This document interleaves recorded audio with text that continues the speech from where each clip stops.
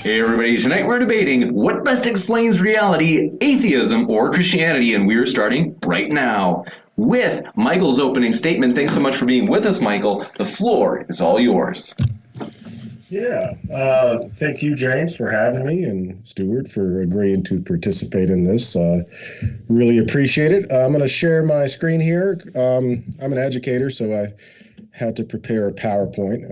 I apologize in advance. A student that took my class last semester told me that I talk slow and I'm boring. So I apologize for all the jargon I'm going to throw at you, but I think some of this is necessary in order for me to clarify my position. Can you all see my screen here? Good to go. Yeah, okay, awesome. So which explains reality better, atheism or Christianity? I'm going to go ahead and basically concede the debate. I don't really think atheism provides much of an explanation of anything.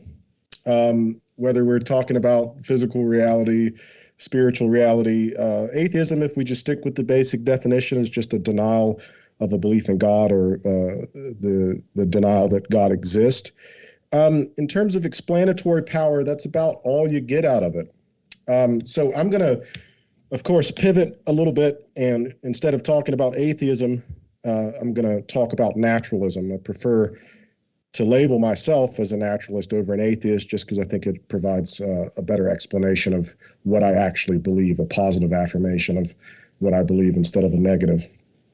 So naturalism, just to jump straight into it, we have a couple of important distinctions to make. These terms, and this is the jargon I'm going to throw at you. And I'm doing this because naturalism is oftentimes, some of this jargon is confused with each other, so it's important that we understand what we're talking about. So naturalism, just very simply put, is the usage of natural causes to explain the natural world, or appeal to natural causes in order to explain the natural world. Now, there's an immediate division in naturalism between what's referred to as methodological naturalism and ontological naturalism. Ontological naturalism is the philosophical claim that the only thing that exists is the natural world, and the only things which can exist are things which can be explained via natural explanations. That is not the position I'm going to take this evening. I'm going to take a offshoot of methodological naturalism. So methodological naturalism, like I said before, is an appeal to naturalistic causes / explanations / phenomenon in order to explain natural events. This can be further divided into two more positions. I'm sorry, this probably doesn't make any sense, but I'm going to take what's referred to as provisional naturalism. Okay, so let me give you a clear definition here. And I'm going to read this so that way I don't foul it all up. But it's got a couple of different names. Some people call it pragmatic naturalism. I'm going to call it provisional naturalism. It gives empirically grounded commitment to naturalistic causes and explanations, which in principle is revocable by extraordinary empirical evidence.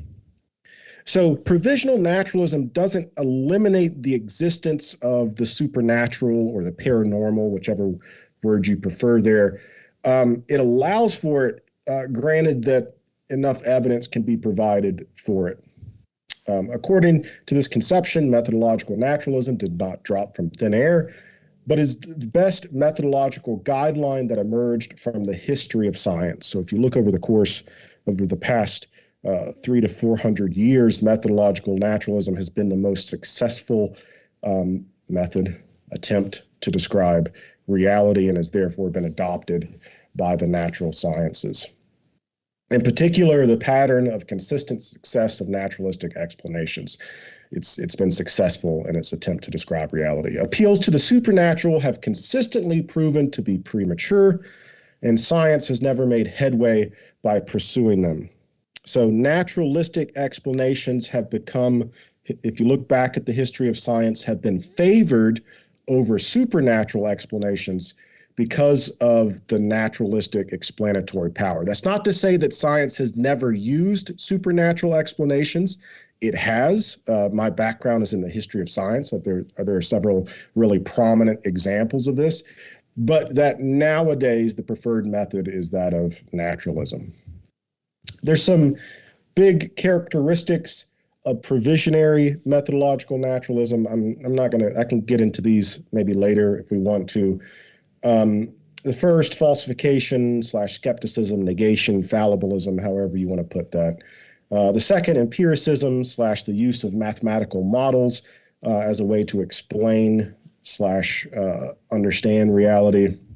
And the third is successful research programs, phenomena technique, the application of technology with theory, and the progress of scientific knowledge.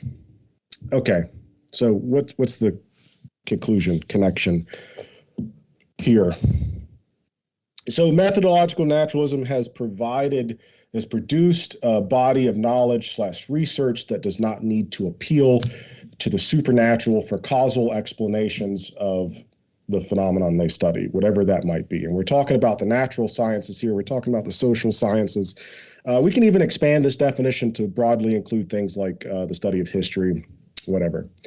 If we accept provisionary naturalism, the history of science has shown us that to date, appeals to the supernatural and divine causation have been replaced by naturalistic explanations, and that, in fact, these explanations are favorable to supernatural ones.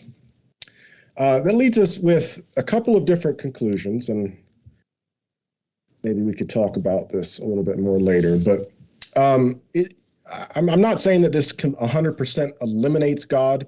I think it does leave open the possibility for God.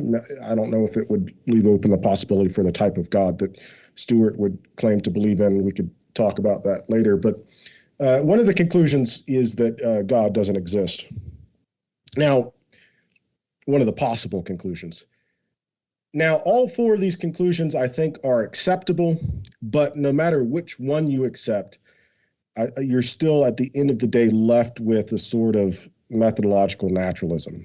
And in terms of explanations of reality, I think you still, regardless of which four you accept, you'd have to accept that naturalism provides a better explanation, or maybe even that naturalism has produced a bigger body of knowledge, or a more secure body of knowledge, or has been more fruitful in terms of the technologies and research that has come from it. And that's it.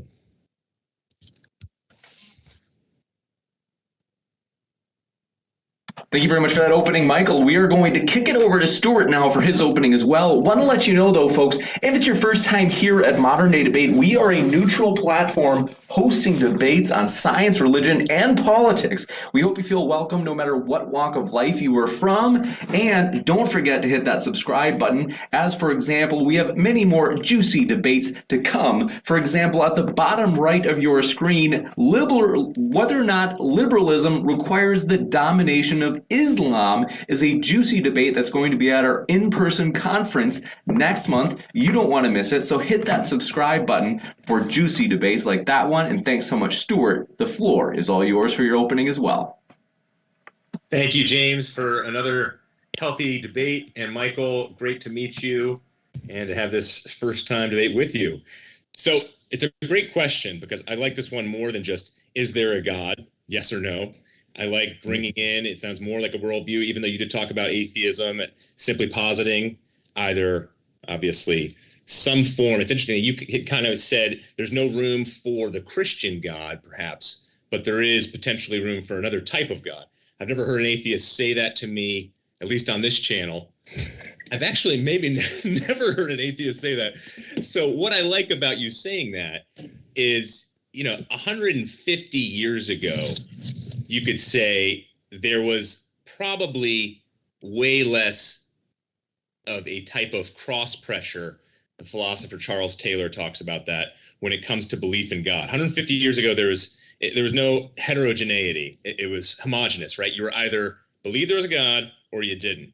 But now there's a lot more spillover. So kind of what you were talking about, where you can hopefully question your own worldview, which is whether it's secularism or humanism or hedonism connected perhaps, materialism, naturalism connected to atheism, or Christianity, Judaism, Islam, Buddhism.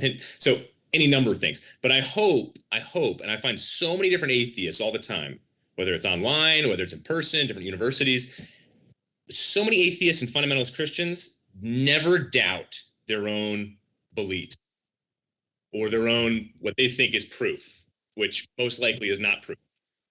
And that is tremendously frustrating for me. So it's very incredibly refreshing to hear you say exactly what you said, where you do have conviction, and yet at the same time, you did leave room for doubt.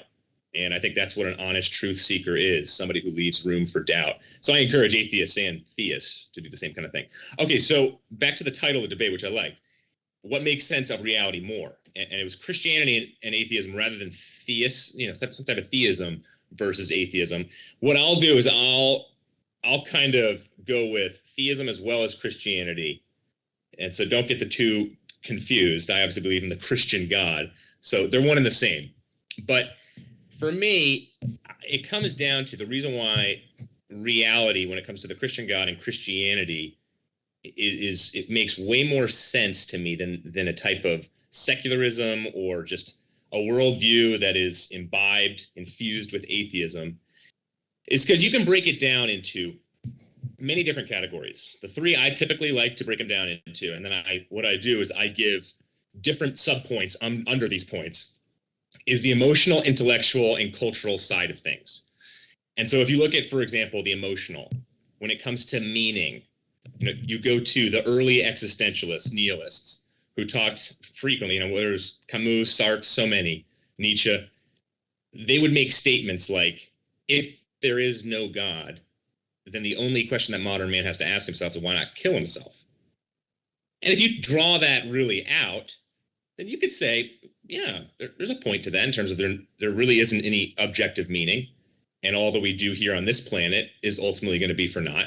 That's why you have a guy like Leo Tolstoy, who when he was at the very apex of his career, considered the most gifted author in the world at that point, Russian. He completely had an emotional breakdown because he started to realize, wow, my life has no meaning despite all this success and worldly fame. And it's up for debate whether he became a Christian. I know Dostoevsky did. Not sure about Tolstoy, potentially.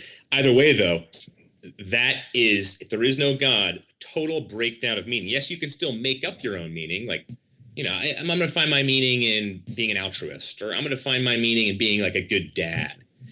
So I think in terms of it being durable, in terms of it not crushing you, in terms of it being consistent with there's not just going to be a heat death of this place and all that we've ever accomplished is just going to go up in smokes. It's like when Steve Jobs talked about how even though he was an atheist, we're not sure how he died, what his worldview was, but some of his last words, his last words were wow, wow, wow, which he was communicating supposedly just this total shock and just misunderstanding of what life really was. But before he said that, he talked about it's so hard to think that all meaning and purpose to all my relationships, but especially my work and all the experience I accumulated, is just going to go away with the click of a mouse. And in reference to, obviously, click of his life. So you can see this played out. And I think so many people who don't believe in God and don't believe in some type of eternity really try and deny and entertain themselves to death, like Neil Postman talked about, in order to not have to deal with the meaning question. As opposed to, if there's a God, then you truly do, all your work has meaning in it. And it will be fulfilled. Whatever work is actually spoiled. Leaf by Niggle is a great short story by C.S. Lewis that talks about this type of frustration here on earth where we can't finish things, and there's unfinished relationships, and everything in us wants to finish things. And that's what heaven's ultimately going to be. We're going to be bought back. There's going to be perfect relationships, like Jonathan Edwards talked about. It's like a clogged pipe here on earth. That pipe will officially be unclogged in heaven. Relationships will be perfect. Everything about, even Judgment Day. Think about it. Those who are abused sexually, the sex slave trade is huge right now. Unfortunately, a lot of people are fighting it. But think about all those abused. I've been to safe homes in Costa Rica and elsewhere. Think about all those people who have been physically abused, all those little girls over and over and over again. Think about how many of their perpetrators are just going to get away with it. If there is no judgment day, no heaven, no God, they're going to get away with it. And just tough luck.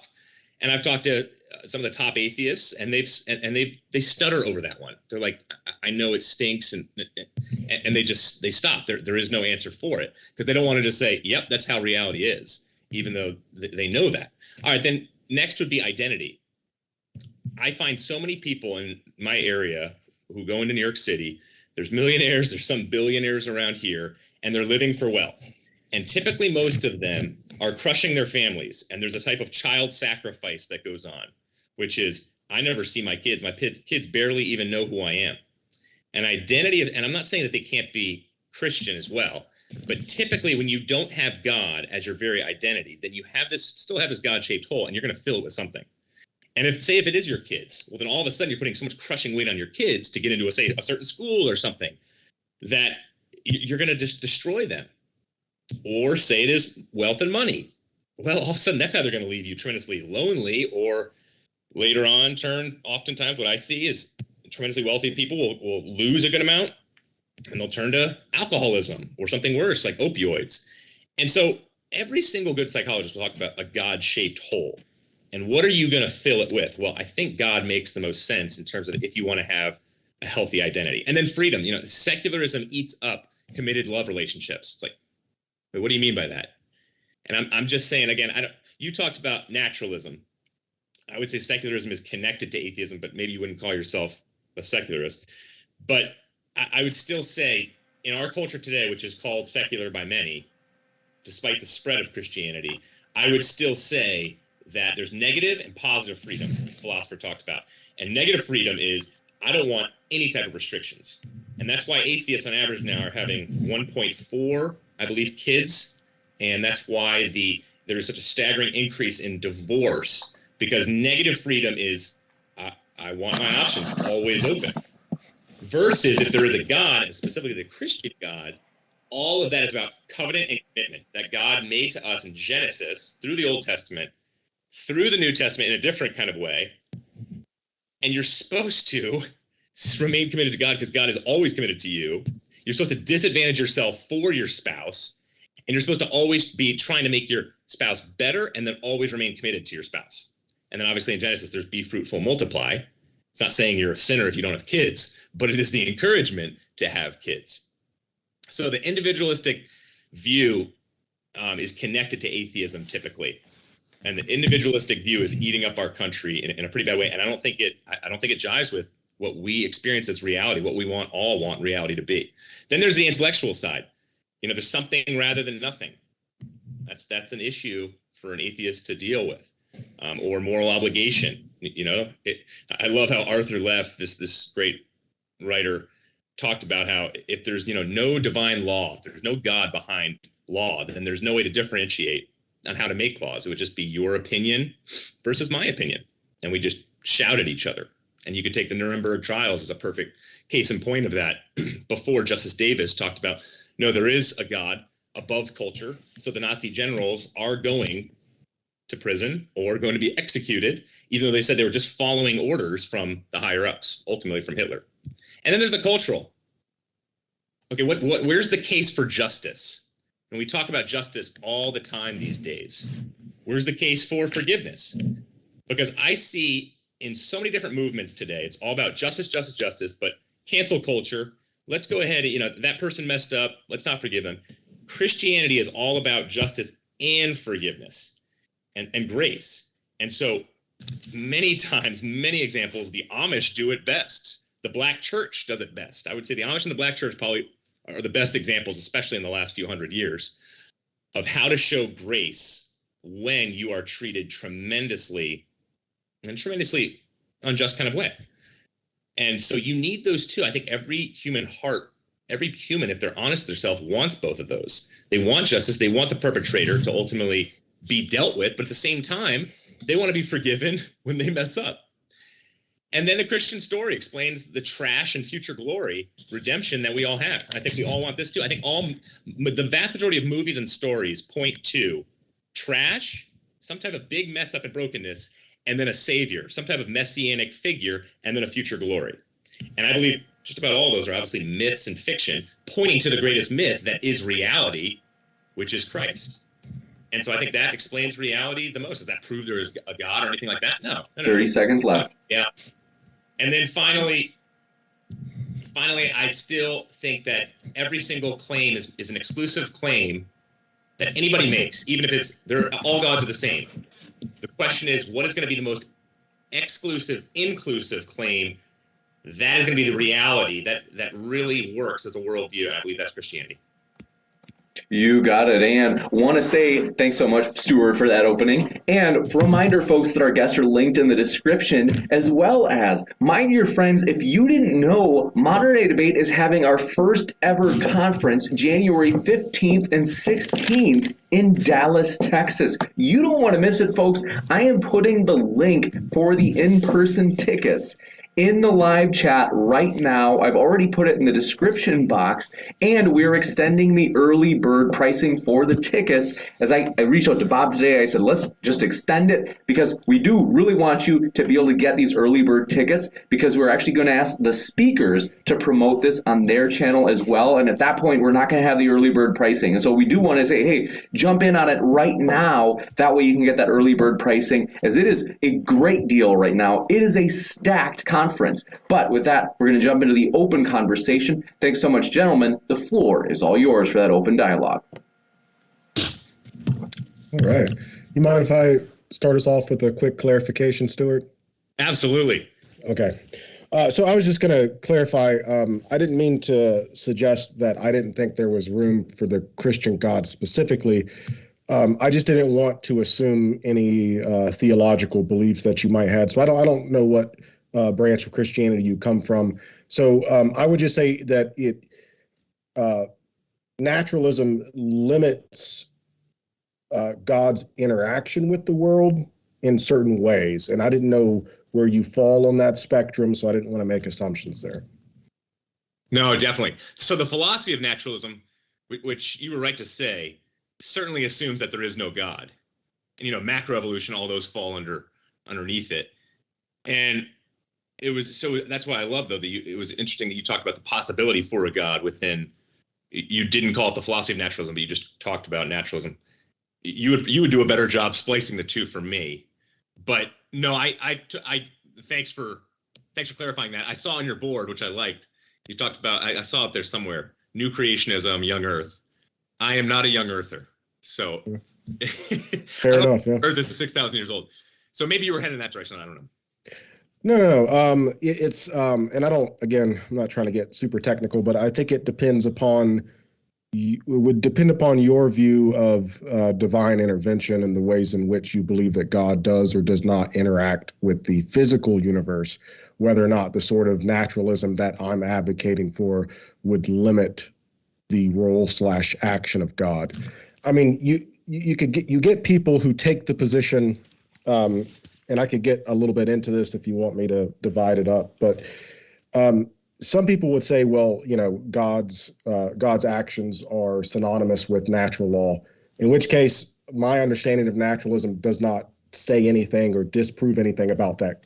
It is what it is. That would be, I think, a little bit more pantheistic, and I don't, Christians can be pantheists. We don't have to go there, but or you could say that, God's actions are just completely ineffable. They're beyond human understanding. Again, in which case my understanding of naturalism would have nothing to say about that sort of God. So just as a clarification. Mm-hmm. Gotcha. Totally random question. It was connected with one of the points I made. Do you think racism is wrong? Yes. Why would you say, Michael, from your...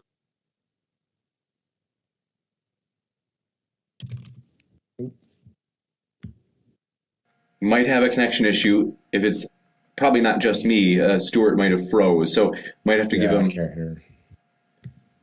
You're saying you can't hear me? No, I can't hear Stuart. Oh, okay. Sorry, I Stuart, there for a second. I think if you're able to go back just about 20 seconds, Stuart, we missed you for the last maybe more like 10 seconds. Fortunately, I stopped talking there, James, because Oh, okay. I You saw go. it bumped. So I went silent. But I was just saying that gosh, now I can't remember where I was. It was like my internet went off, my brain went off. What was my point? It was on racism. But I think I had just asked you, oh yeah. In terms of as a naturalist, why do you, especially with science, just 100 years ago, we were doing, whether it was tests on different races. I mean, we don't even have to get into euthanasia and different forms of abortion, but how about just the scientific tests on different races that were going on just 100 years ago, especially as a naturalist? How do you go about saying, I am definitely against racism in a very serious way. I believe equality for all. How does that make most sense of reality from that perspective than, say, the Christian worldview?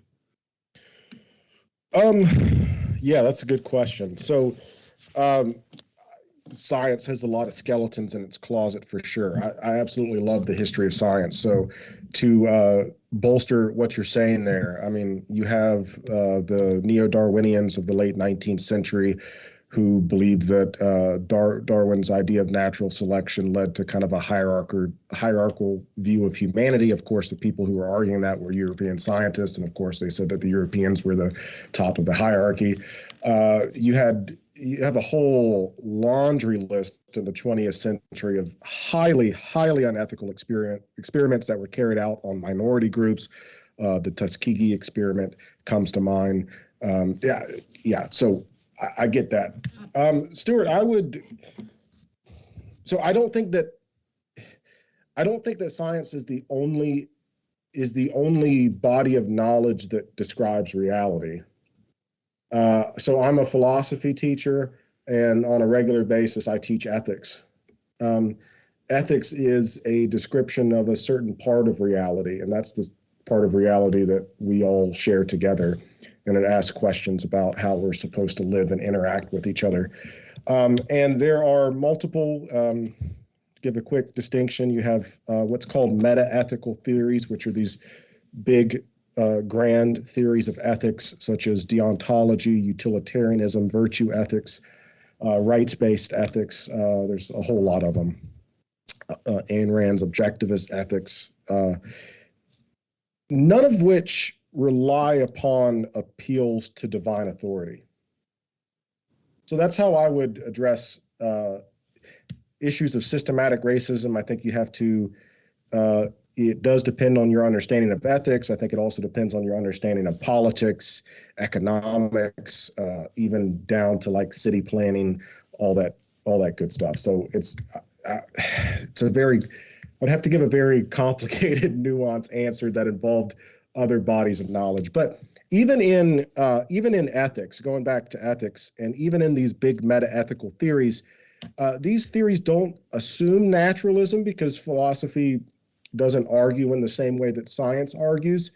But regardless, there is a sort of pseudo-naturalistic methodology, in the sense that to support your philosophical argument, you're appealing to commonly shared evidence and not to a divine being to justify your claims. See, I would agree with all of that, because I think there's ethical systems out there that certainly, absolutely eradicate any understanding of God and do just fine. But I would still say that the intellectual resource underneath them is typically just not even present. Because I would say I'm not a racist because I'm a Christian. If I wasn't a Christian, I would say I'd have a tough time pulling up intellectual resources that are clear to explain why I wouldn't be a racist. I certainly would hope I would still not be a racist, even if I wasn't a Christian. At least all I can think of, my non-Christian friends are definitely not racist. So it's not, when Dostoevsky talks about, you remove God and man can do whatever he wants. Obviously, Dostoevsky was not saying that non-Christians are somehow just going to live way more debauched lifestyles than Christians are. He was more so getting at the intellectual resources underneath these claims that people were making. And so for me, if I don't have Christianity, then my tribe has more power than others. And I'm going to cling to my tribe because I need power. I don't just want power, but I need it to survive, and I need it for my kids to do better. And so why would I fight against something like racism? And why would not occasionally would I live in a racist sort of way in order just to better myself? That would just make sense at times. And then, because another way we see it today is conversations so quickly go into outrage over things like racism. And that's because there's no grounding. There's really no grounding for why racism is wrong. Instead, it's just ethical systems, like you said. And if you challenge that in any kind of way, all I can do is shout at you because I don't have any grounding or intellectual resource to really challenge you. But I can shout at you and just tell you you're wrong. And everybody knows that you're wrong. Come on, Michael. Everybody knows. I mean, we're in the great US of A. Hello, everybody knows racism is wrong. We don't really know why it's wrong, but we know racism is wrong. And so it's just that quick movement towards outrage, and it's around things like racism, it's around things like sexuality. And I think it's, again, if we want this kingdom that we live in without a king, you're going to have problems like this. I mean, it's kind of like a playground without a teacher. Whoever rules in the playground is going to be the loudest, the strongest, like ultimately just the bully. And that's who's going to win out. That's who's going to define things. That's who's going to try and make sense of things, struggle doing it. So what we see is, the victim should be protected, but now it seems like there's this race to the bottom to see who is the victim. It's like this heroic narrative of I want to be an oppressed person, whatever the cost, because I want an identity that is secure. And I find that in this tribe, even if it is an oppressed people group. So I think for me, if you were to push me, though, and say, oh, okay, fine. Well, why is racism wrong then? Why do you think your Christianity is the reason why you're not an atheist? I would say it goes firstly back to Genesis chapter 1. Every single human being is created in the image of God. And if God created the entire cosmos, certainly all human beings, and we're created in his image, we have no right to ever treat another race as somehow less than ours. And it's not all just about power plays and whoever's on top.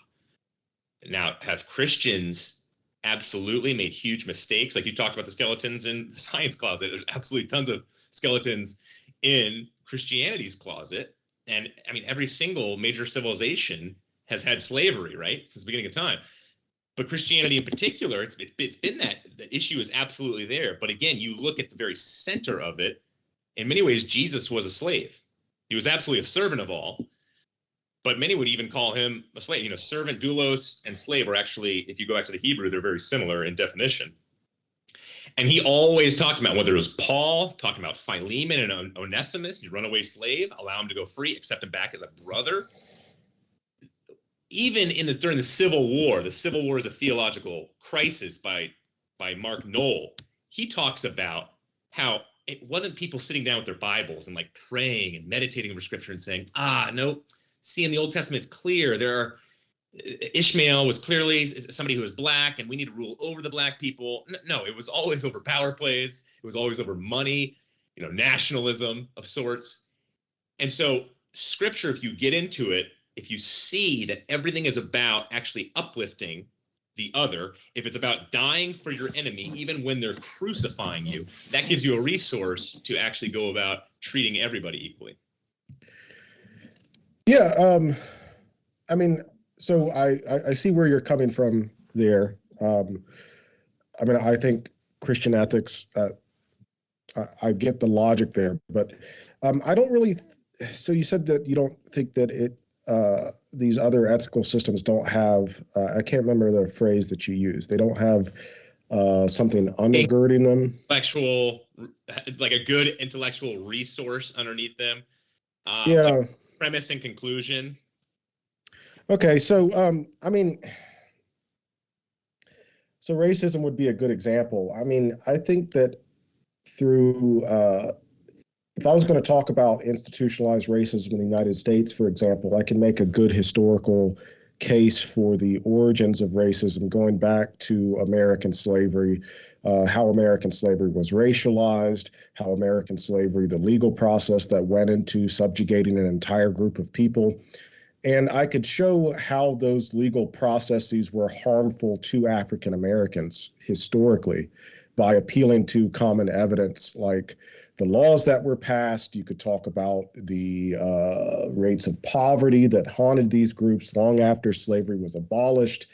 I mean, there's all sorts of evidence that I think I could point to and say, yeah, I mean, regardless of your ethical system, this is bad. Mm-hmm.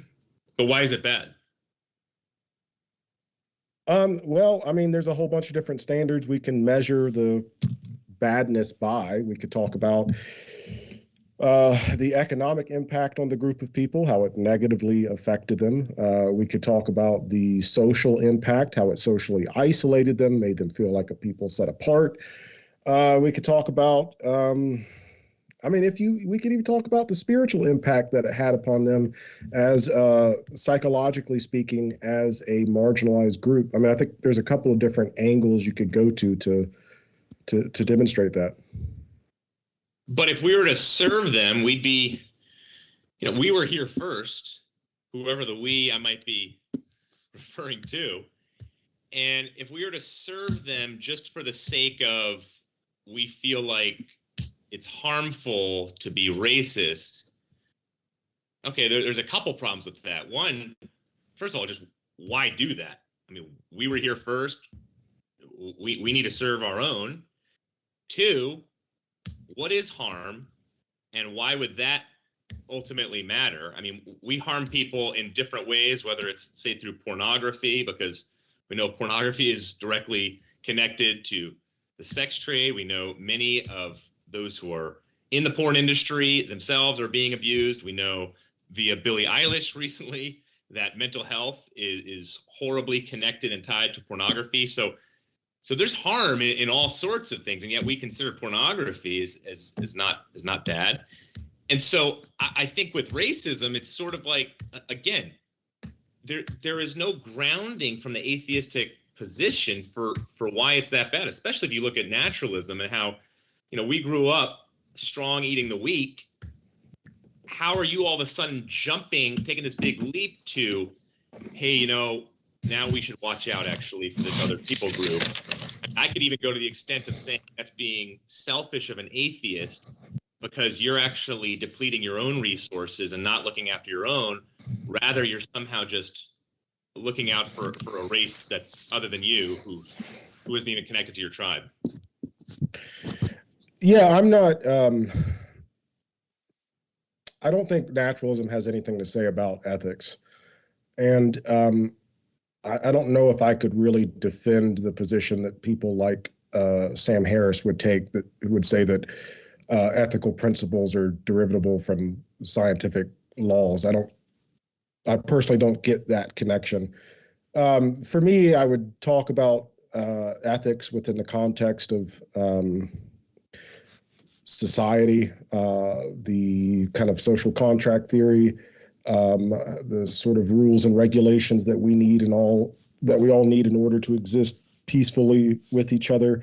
And again, the basis for that evidence, I think, would be there's a lot of different appeals that you can make. Again, you could talk about it in terms of economics, in terms of the ways in which certain political policies have affected certain people. You could talk about it, the no harm principle of utilitarianism, whether or not these policies are harmful, physically harmful, emotionally harmful to people. I just don't see the need to further underlie that with some other sort of support. And the philosophy conferences that I've been to, and if you pick up an introduction to ethics, I mean, it's going to talk about divine command theory, yes, because historically that's been a prominent ethical theory, but these big meta-ethical theories don't need divine command theory or don't appeal to it in their explanations. Sure, but so did you used to be a Christian? I did, yeah. So did you get an idea that the oppressed were supposed to be looked after. I mean, the original humanistic atheists, obviously they weren't atheists, but humanism has been stolen by atheists and secularists as their own. But the original humanists were Christians, just like the original progressives were Christians, because progressivism meant you're progressing in a certain direction, and ultimately Christians called themselves progressives, or at least a large portion of them did, because you're going towards eternal life. And so humanistic values, many that I'm sure you would espouse, these are the types of things, again, even Friedrich Nietzsche would say, you have to be a Christian if you're really going to live them out. Because the grounding that you're talking about, I still see you talking about ethical systems, and some of those being like, as long as you're not harming somebody else, then, you know, we can all live peacefully and it makes sense not to be a racist. Okay, maybe, but still, why wouldn't we go about, why is that more, what, we've evolved to that position rather than simply the strong eat the weak? Why? If we're living in an atheistic universe, why do that when you can get away with something else and just, you know, be the selfish naive and be a freeloader? Why wouldn't you be a freeloader in a godless universe? That doesn't really make sense to me. And so there's all these questions. You are putting back good points in terms of these systems where you don't need God, and I'd agree with that. But again, my position is not trying to prove God. It's just trying to show a piece of reality that clearly, at least from my perspective, it makes more sense, and it motivates you to go after people of different races in very different ways than perhaps other systems.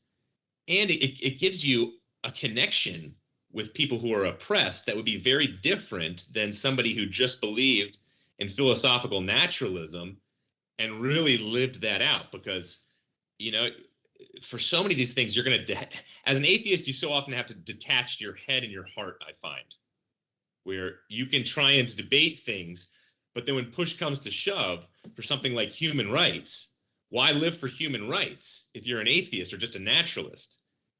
Again, you can find ways to try and philosophize and hopefully get out from underneath it. One of them being, you know, well, we want everybody to be comfortable and no harm. Okay, but why disadvantage yourself from strictly a naturalistic theory of things and go after and help those who are really hurting, especially if you're going to lose resources or perhaps even lose physical comfort or enter physical pain? You know, it's like the movie Crash. You know, Matt Dillon, who's an incredibly strong racist, hops under the car to save that black woman who I can't remember her, Thurman. I can't remember the actress's name. And he's about to potentially blow up and end his life, but he grabs her, and he had just actually physically abused her sexually, and yet he makes that act. And it doesn't really line up with what seems to be his theory and philosophy of life. And, you know, what the movie is highlighting is we will go to those extents. Now, the question is, why? And I believe in a godless universe, you have a tough time explaining that, a real tough time explaining that, as opposed to a universe where there is God, especially a Christian God. Yeah, might be at a little bit of an impasse here because I'm not really sure what quite needs explanation there. I mean, if we look at it in terms of a concrete problem, like how to best address the effects that systematic racism has had on the U.S. economy and society, and if we're looking at a particular marginalized group, so right now I'm staying, for example, in Milwaukee, and if we ask the question, how do we best help the impoverished people and the marginalized people here in the city of Milwaukee? The answer to that question, most likely, from a political standpoint, we have separation of church and state as well, but is not going to involve an appeal to a divine authority. And not that somehow disproves divine authority. I'm not saying any of that. I'm just saying that it's not necessary in these explanations. Whether it's a scientific explanation or I'm not really comfortable talking about political explanations because politics is not my cup of tea. Or in philosophical explanations and ethical explanations, you just don't really see that. And I'm not sure of too many philosophers who would believe that sort of explanation is necessary to begin with. Totally agree. I agree with 110% of what you just said. But you started off with saying how, and I'm not asking about the how, I'm asking the why. So why are they doing these things? And they all have different answers. And that gets back to my original point of it's just where we are at as a society today. If we're pushing secularism, it's just going to be a shouting match because there's no moral absolutes undergirding things. And with no God, you get no moral absolutes. So then all of a sudden there's tremendous confusion. And so that's the point I'm making. And then, so again, it's not the how, it's the why. And if the why is not there, we can still go about doing it and just not really talk about maybe this will help. This woman named Becky Pippert was auditing this Harvard class. She's an author. And she talked about how she was sitting in one of these Harvard classes and this psychologist professor brought up a case study, which is this young girl was very distant from her dad. Things ended poorly with him. And basically the psychology professor was saying, okay, how can we get about helping her in her anger? Becky raised her hand in the back of the class and said, well, wait a second. What about forgiveness? Like, can't they forgive and reconcile? And the psychology professor laughed and said, whoa, whoa, whoa. Religion, Christianity class is down the hall on your right because there's no place for Christianity in this kind of area in terms of the why. We have the how, but why? Like, why would you forgive and why even talk about that? And so going historically, for example, you look deeply into other times and places, and you have 18th century Enlightenment and through the 1800s too. When Enlightenment hit, a lot of Christian ideals came out of the Enlightenment, and a lot of Christians actually, a lot of people don't realize this, but they actually really influenced the Enlightenment in a healthy way. But something that was very atheistic that came out, it was humanistic, was the thinking that we are all good and great and perfect human beings. And that's the reason why that's hilarious to me is, first of all, we just know that's not true. But secondly, because we worldwide, but especially Westerners, so whether it's us in the US or those in Europe, have been trying. And for example, one of these ladies was the head of the welfare system in England for 30 years. And she said, I thought education and technology, just like your Milwaukee example, that's the how, right? We were able to do things and improve certain situations. But the biggest issue upon retiring was why do them? And then also, how is there going to be sustainable change in order to preserve human life and social systems? And she said it all comes down to the human heart. And I think any honest psychologist, sociologist, any honest person would say, like Solzhenitsyn talked about, Martin Luther King Jr. talked about, the line of good and evil goes through every single human heart. Now, what are you going to do about it? And how do we know that? Why do we know that? And it's all based off of the theistic understanding of the world, which is we know that we are a mix, like Paul talked about in Romans chapter 7, of good and evil. Even Paul said that about himself. And so we have to figure out what worldview fits that.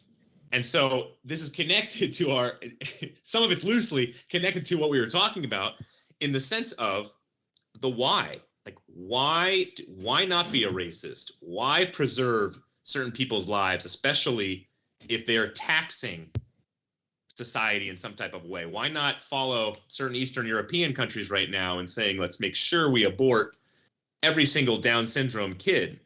Like, why not? Why not go back to the Roman Empire before Christianity really began to spread and say we agree that all of the girls should be just thrown out on a garbage heap?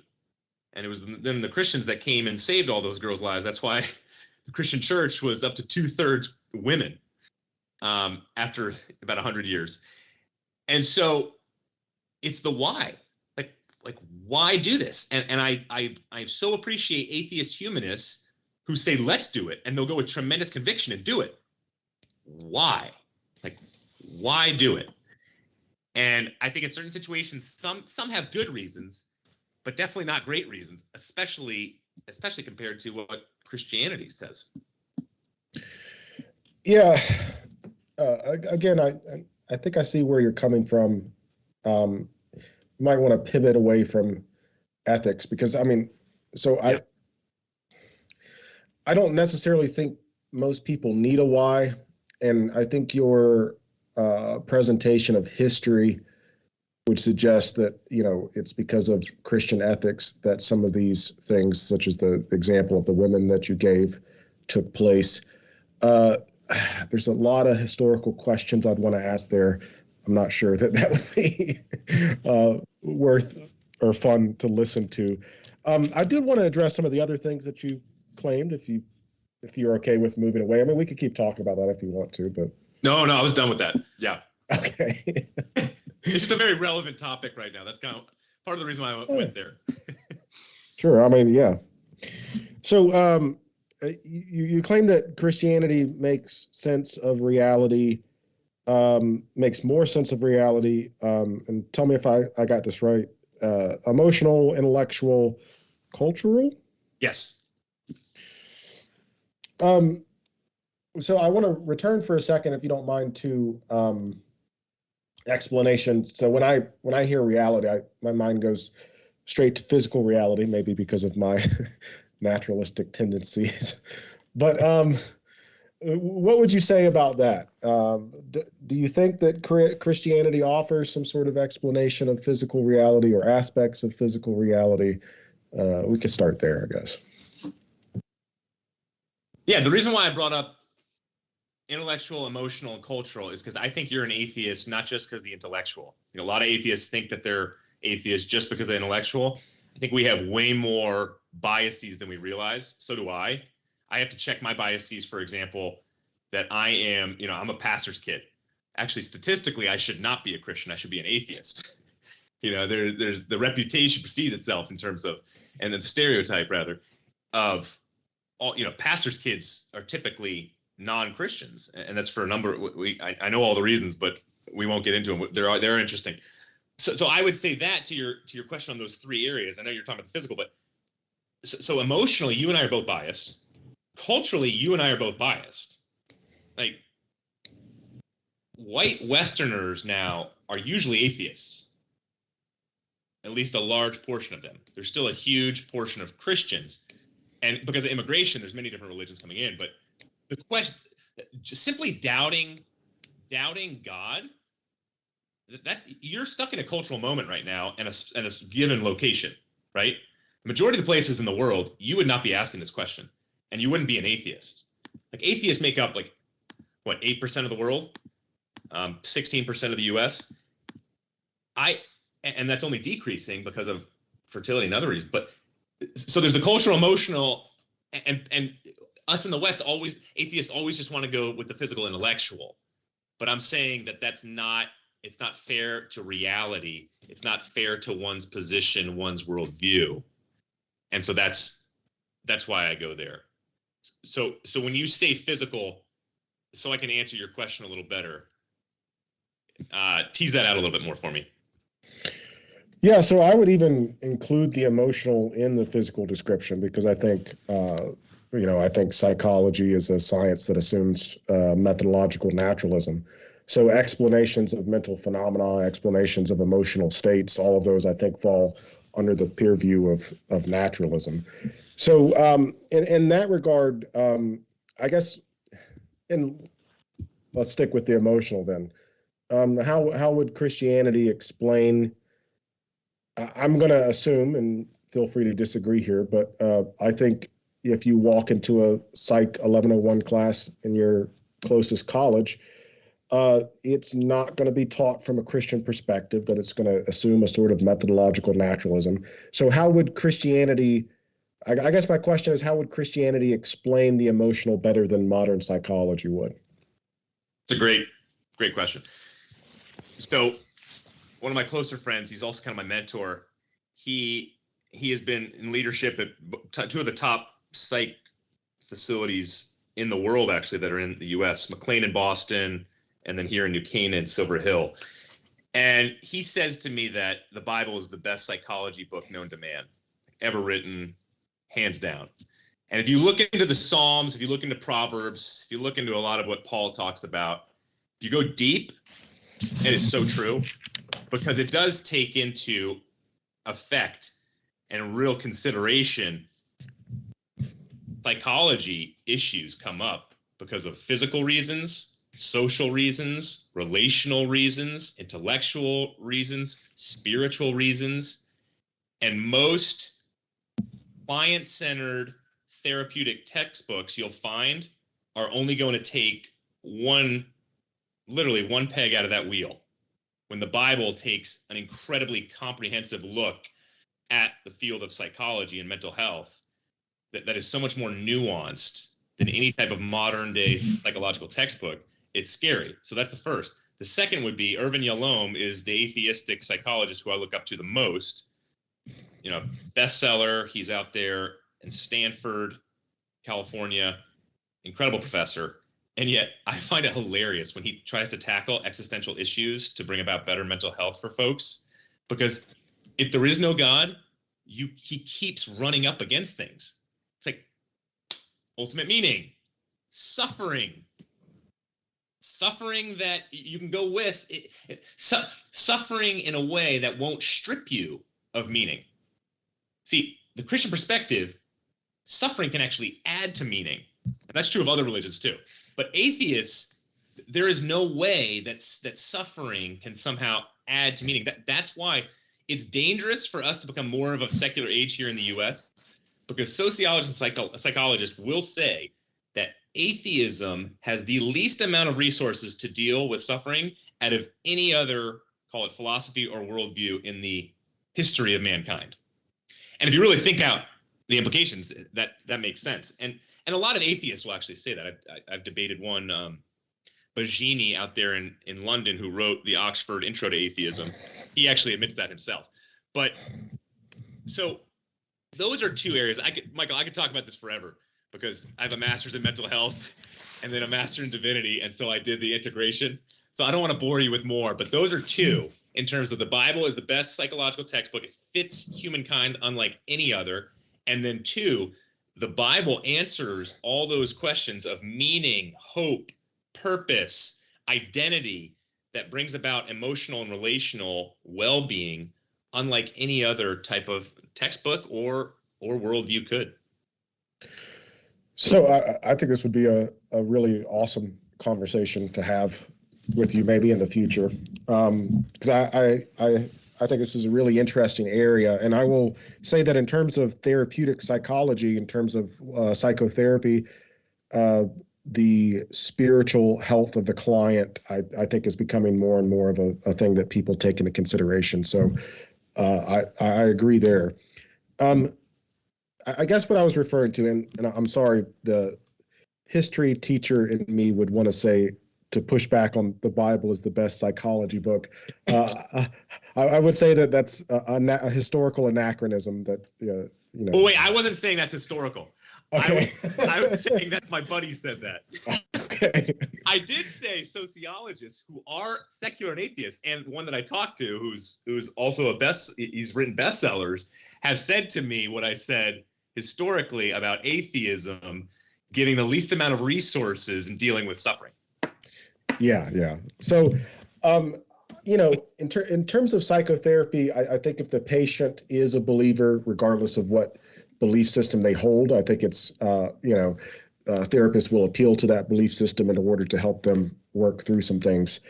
But in terms of so yes, I grant you that. But in terms of neuropsychology, in terms of, psychological diagnostic manual, in terms of, I guess the more brain-focused part of psychology, I don't really see how Christianity or any sort of supernatural explanations come into play there. In terms of things like consciousness? We can use consciousness if you want to. I think that's a can of worms. But what are you talking about? Let's say that let's talk about we could talk about emotional states, we could talk about mental disorders, we could talk about memory processing in the brain, whatever.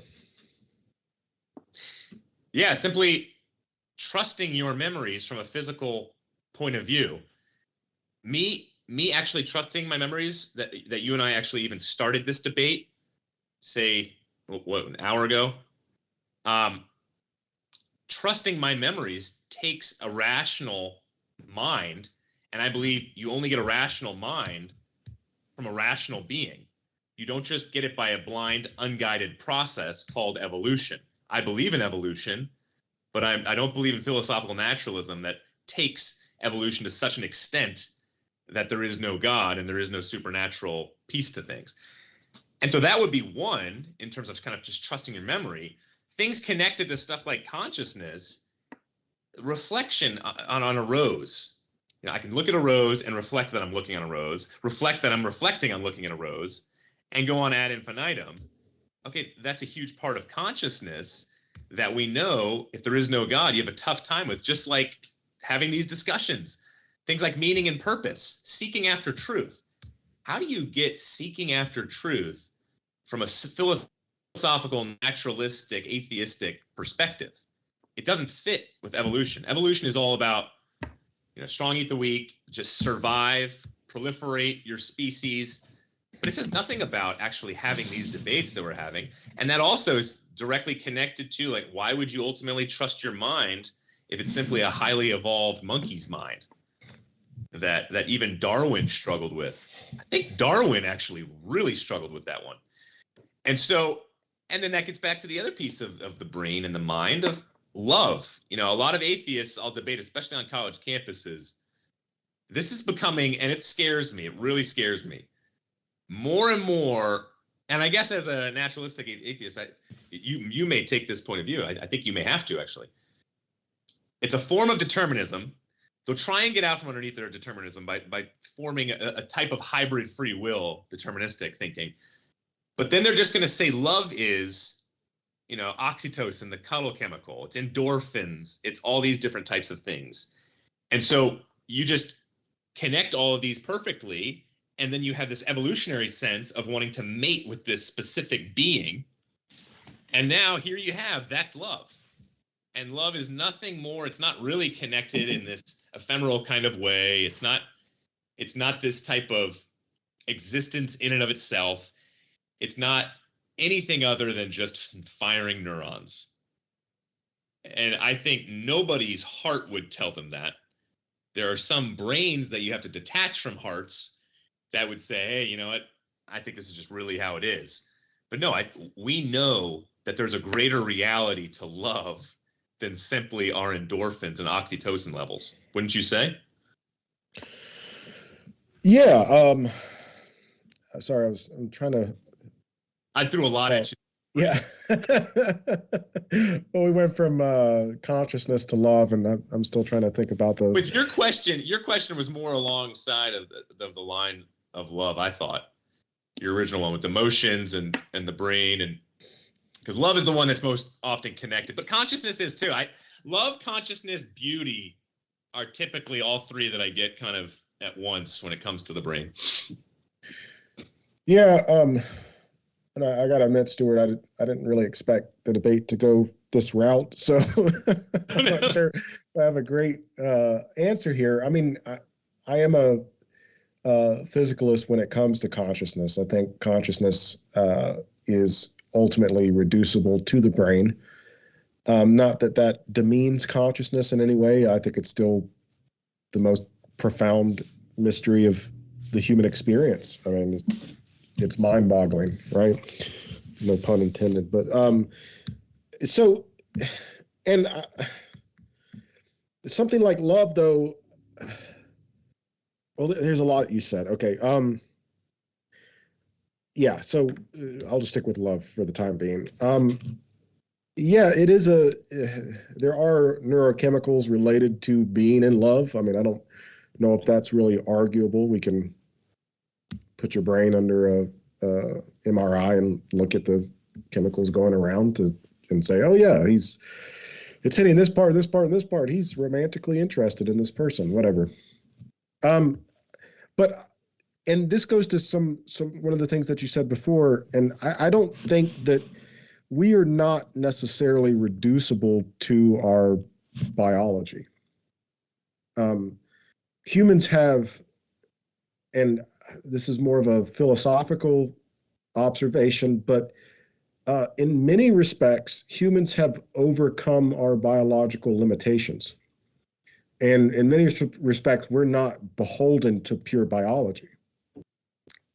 That's, to me, in ethics, that's where ethics comes in. I'm sorry, was somebody about to say something? No. Okay. Yeah, ethics is not reducible to biology. Ethics is greater than biology because we have the ability to act against our basic biological inclinations. We have the ability to say, oh, my biological inclination to hurt somebody that just insulted me is, I'm not going to do that. That's wrong. I can't do that if I'm going to live in society. So yeah, and for me, it's the same with love. Is love a result of a biological process? Yes. But I'm not a reductionist in that sense. I think you also have to take culture, you have to take socioeconomic status, you have to take your historical location. I mean, there's a lot of things that influence our ideas and understandings of love. Okay, can I ask one? I mean, so most atheists who I debate, especially on this channel, James allows me, and no, they typically are actually the ones to initiate, who have been Christians before. I'll ask them why they lost their faith. So if you're comfortable, I'd love to ask you just after this point, because that might help us also to finish off on one topic. But I think it's just interesting, though, because I agree with everything you said. I think when push comes to shove, though, somebody who is exiting this world or somebody who goes through a painful divorce, typically they're going to say love is a lot more than just the biological and all those other compartments that you mentioned. There's something greater than that, and it supersedes those categories, just like sacrifice, which is connected to love. And so for me to go home tonight and say to my wife, hey, you great looking thing, what we got going is just oxytocin and, our cultural moment here and location. It's like, okay, well, so what's going to be the motivator for me then? Is it just going to be, what are we going to compare ourselves to dolphins and say we don't go and mate with others just because dolphins, don't, and we're similar in kind, and it's from an evolutionary perspective. That's why we remain committed to each other. Now, again, I think there's more to that too. I think, yes, free will comes into play, and we decide to sacrifice. And that's what I was getting at in terms of negative versus positive freedom. Positive freedom is deciding, I want to see my grandkids, so I'm not going to eat that Twinkie tomorrow morning and the next morning and the next morning and the next morning. So I'm getting rid of certain freedoms in order to gain a larger freedom that I want. And that's what we see from the Christian point of view, which is, like you just said, you are eliminating certain things that go against our nature. Now, the question is, why are you eliminating them? But I think you just make the point of, again, especially when it comes to committed relationships, and especially when it comes to marriages, Christian reality makes way more sense than secularism. And all the studies show that too, in terms of why to remain committed, why not to just cheat on your spouse, why not to. Because a secularist could come up with reasons not to, but ultimately the question is why, though? And what's going to keep you from not doing that? Just like what's going to keep you from not stealing the SAT scores? Like why not be a freeloader if there's no God? Like why? I mean, yes, you want to be a good person, maybe social contract theory, but maybe all say, hey, huddle up. Let's not do this. Okay, so it's for the betterment of us all. Okay? Is that really going to be better than if I make a commitment to God and say there are things like Judgment Day? And no, the motive is going to be a lot stronger. And that's why I think that's another piece to it. Yeah, I think we've circled back around to our ethics conversation. Tell me if you wouldn't mind, Michael, why are you not a Christian anymore? Oh boy. I'm not really quite sure how to best put this into words. I've always kind of been,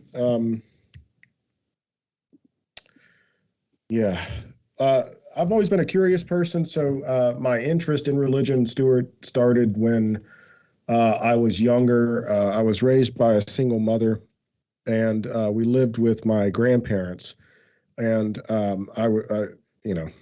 getting into the psychological here, but I experienced the death of my grandparents, my grandfather especially, who I viewed as a father, hit me pretty hard.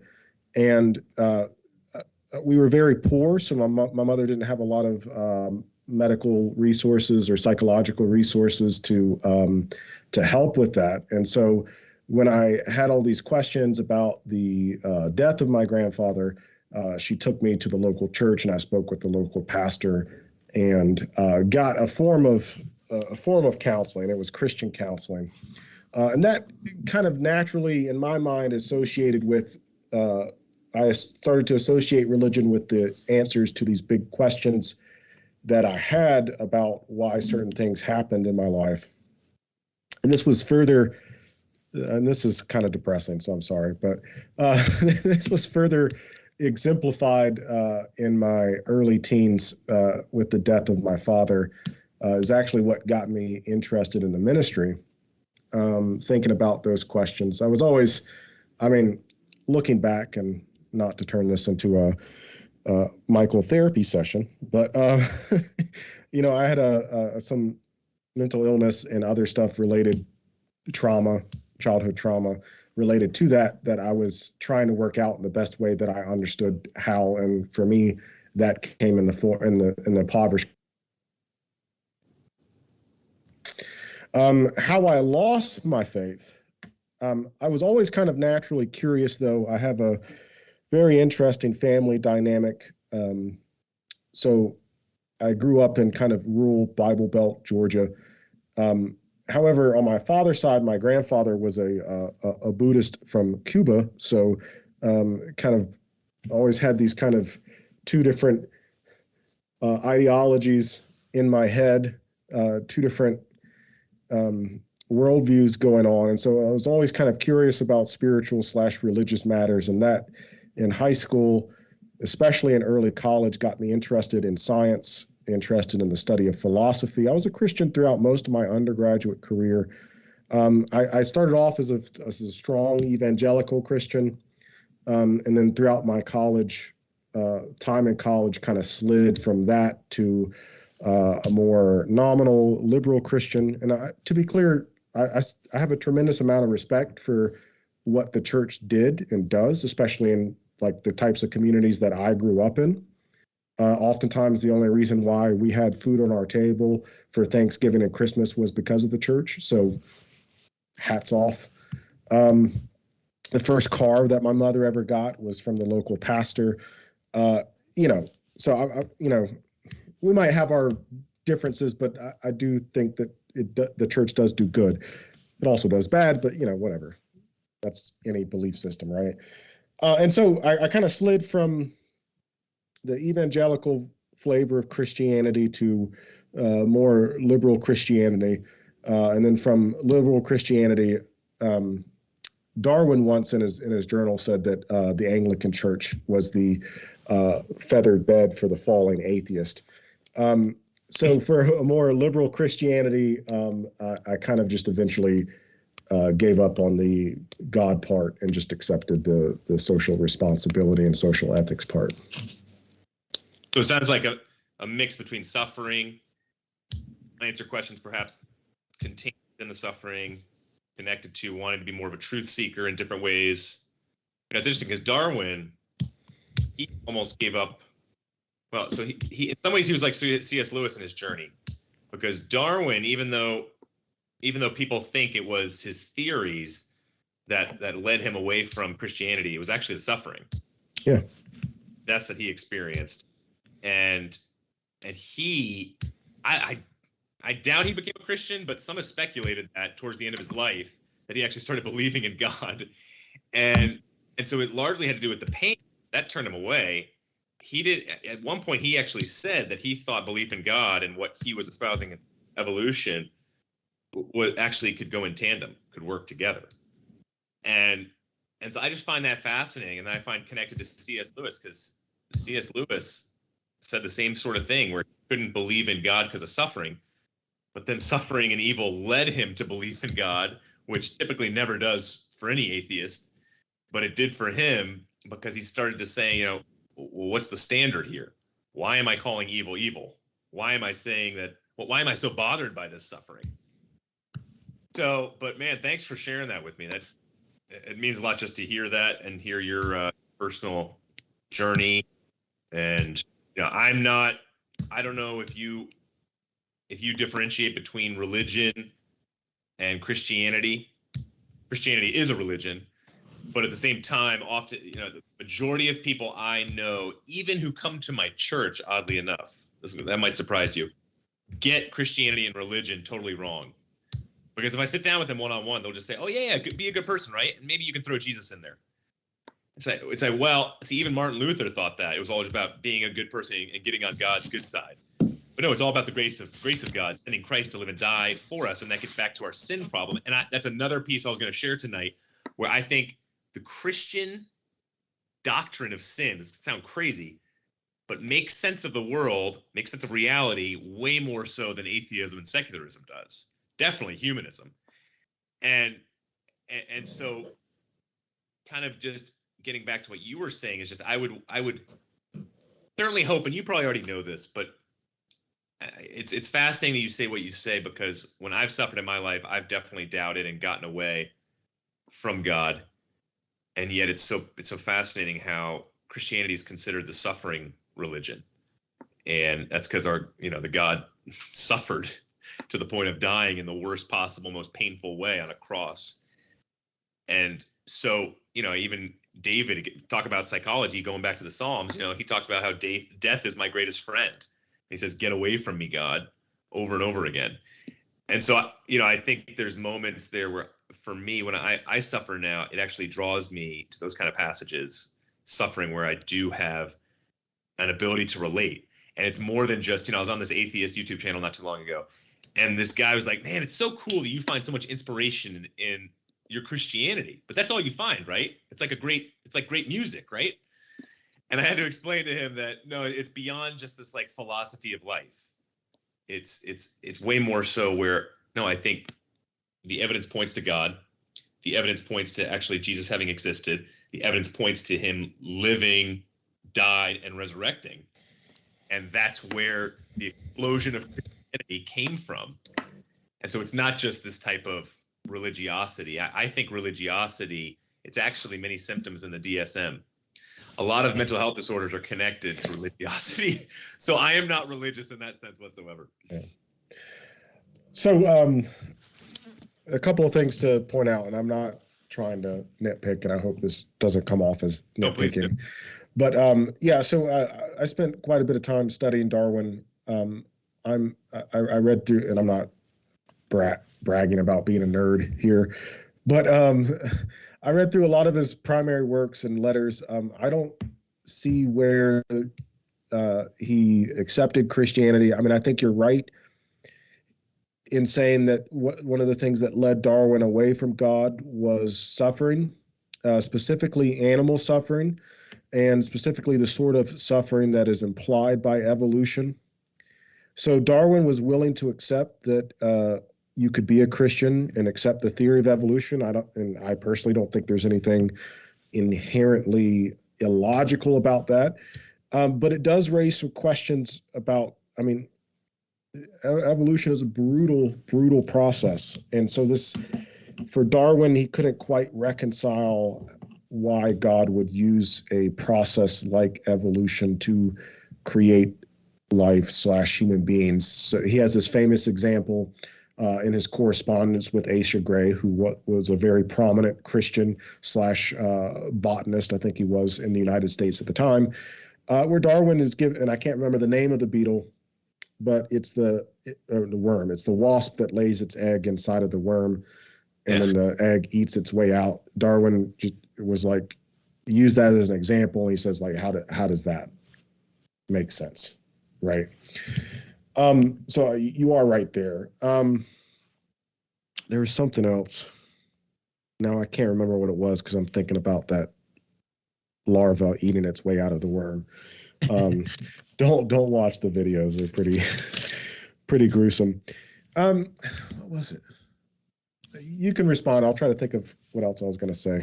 Yeah, I would just respond to that and saying it's interesting that Darwin went there, because you look at praying mantises, isn't it it's typically the wife that eats the husband in just this really brutal way. You look at so many other, yeah, exactly. If you look at so many other examples within the animal kingdom of just total brutality. And yet, why is it that we as human beings, what is this, a higher level of sentience? I don't buy that. It's got to be more than that. Why are we so bothered by it? It's like we either need a lobotomy, or we just need to accept it and not be so bothered by it. Like why be so bothered by evil too? I think from an atheist point of view, you can be kind of bothered by evil, but you shouldn't really be that bothered by it. And I think that lends credence to a Christian worldview. And it's kind of confusing to me, again, when I hear this tremendously, okay, so I live 30 minutes down the road from Sandy Hook, where that guy went in and shot up all those kids. And people were trying to get away from the word evil because they knew it was a religiously loaded term. And so they'd say things like, oh, really bad. It's like, no, that was really evil. Don't run away from the word evil. It was something that superseded just his brain chemicals that were off a little bit. It was something more than that. Yes, that absolutely came into play, but there's something more. And I had a friend who worked on that case and was interviewed by New York City, I don't know, it was Fox 5. And he and his secular psychologist friend both said, that's downright evil, and we have no explanation for it. We cannot talk about these things in psychological terms, sociological terms. Can't talk about his parents. Can't talk about any of that. That is pure evil. And they were appealing to a supernatural realm. Both of them, even the secular guy. And so I think Darwin would. It would be interesting to hear what Darwin would have to say about that. And it gets back to, this whole sin issue of good and evil. Any good narrative will show both good and evil. I think every single narrative, whether it's atheism or other philosophies, typically only cling to good or evil. They're never a mix. And if they are a mix, why are they a mix? Again, it gets back to the why. And these are pieces that have to be considered. But, just another analogy, like if you're out in the Sudan, and you see a couple gazelle grazing together, and there's one sister who gets picked off by a lion. Well, the others are going to lift up their heads and watch, probably get a little concerned and frustrated, maybe a little sad, but most likely they're going to go back to grazing pretty quickly. And so again, that's just another example of many great minds have gone and looked at that and have been very troubled with, why are we as humans so bothered by it? Why set up huge nonprofits to fight evil, injustice, whether it's from the human realm or from, the animal kingdom? Yeah. And this spills over into getting back to the image of God, what we talked about earlier. I have a serious concern. I joke about it usually, but it's actually kind of a serious concern, where I see more and more people falling in love with dogs. And there's studies showing that people would save their dogs over the life of somebody that they wouldn't know. And that right there, if there is no God, that's fine. That makes total sense, because there's no being created in the image of God where you have worth and value above an animal. And so So slipping into that, again, there's tremendous frustration, there's chaos, there's confusion if human beings created in the image of God goes away. Lots of points there. For one, if you hear loud snoring in the background, that's my 80-pound asthmatic dog. So, who I might, I guess it depends on the person. I was on cue. So, and we don't have to get into the problem of evil. I will say very quickly, I think the problem of evil is evil. I don't have any problem using the word evil. It does carry theological / religious connotations that some people might not be comfortable with. As long as we define our terms, I'm fine with it. But very quickly, we could distinguish, of course, between natural evil and moral evil. We were talking kind of with the Darwin example about natural evil. Philosophers like J.L. Mackie would really explore this concept. And I think where people have an issue is not the fact that natural evil occurs. I mean, you can't really call anything that happens in nature evil, because saying that implies that there's some sort of choice that was made. It's just a natural process. It's not, the lion isn't evil for eating the gazelle. The lion's just doing what lions do. Right. Same with as tragic as it might be, but a natural disaster. Right. The hurricane that destroys the city, the hurricane isn't evil. It's just a hurricane. Where it becomes a issue / problem is where you get into gratuitous suffering caused by these things. Right. And, the classic problem of evil framed within a Christian framework, if you have an all-powerful and all-good God, you can kind of frame it in a logical way to kind of show why it would be an issue. But again, I think that might be a different debate for a different day. Yeah. That might be, if you have any other ideas that you guys would like to discuss. Otherwise, that might be a good transition for going into the Q&A. Sure. I'm good with that.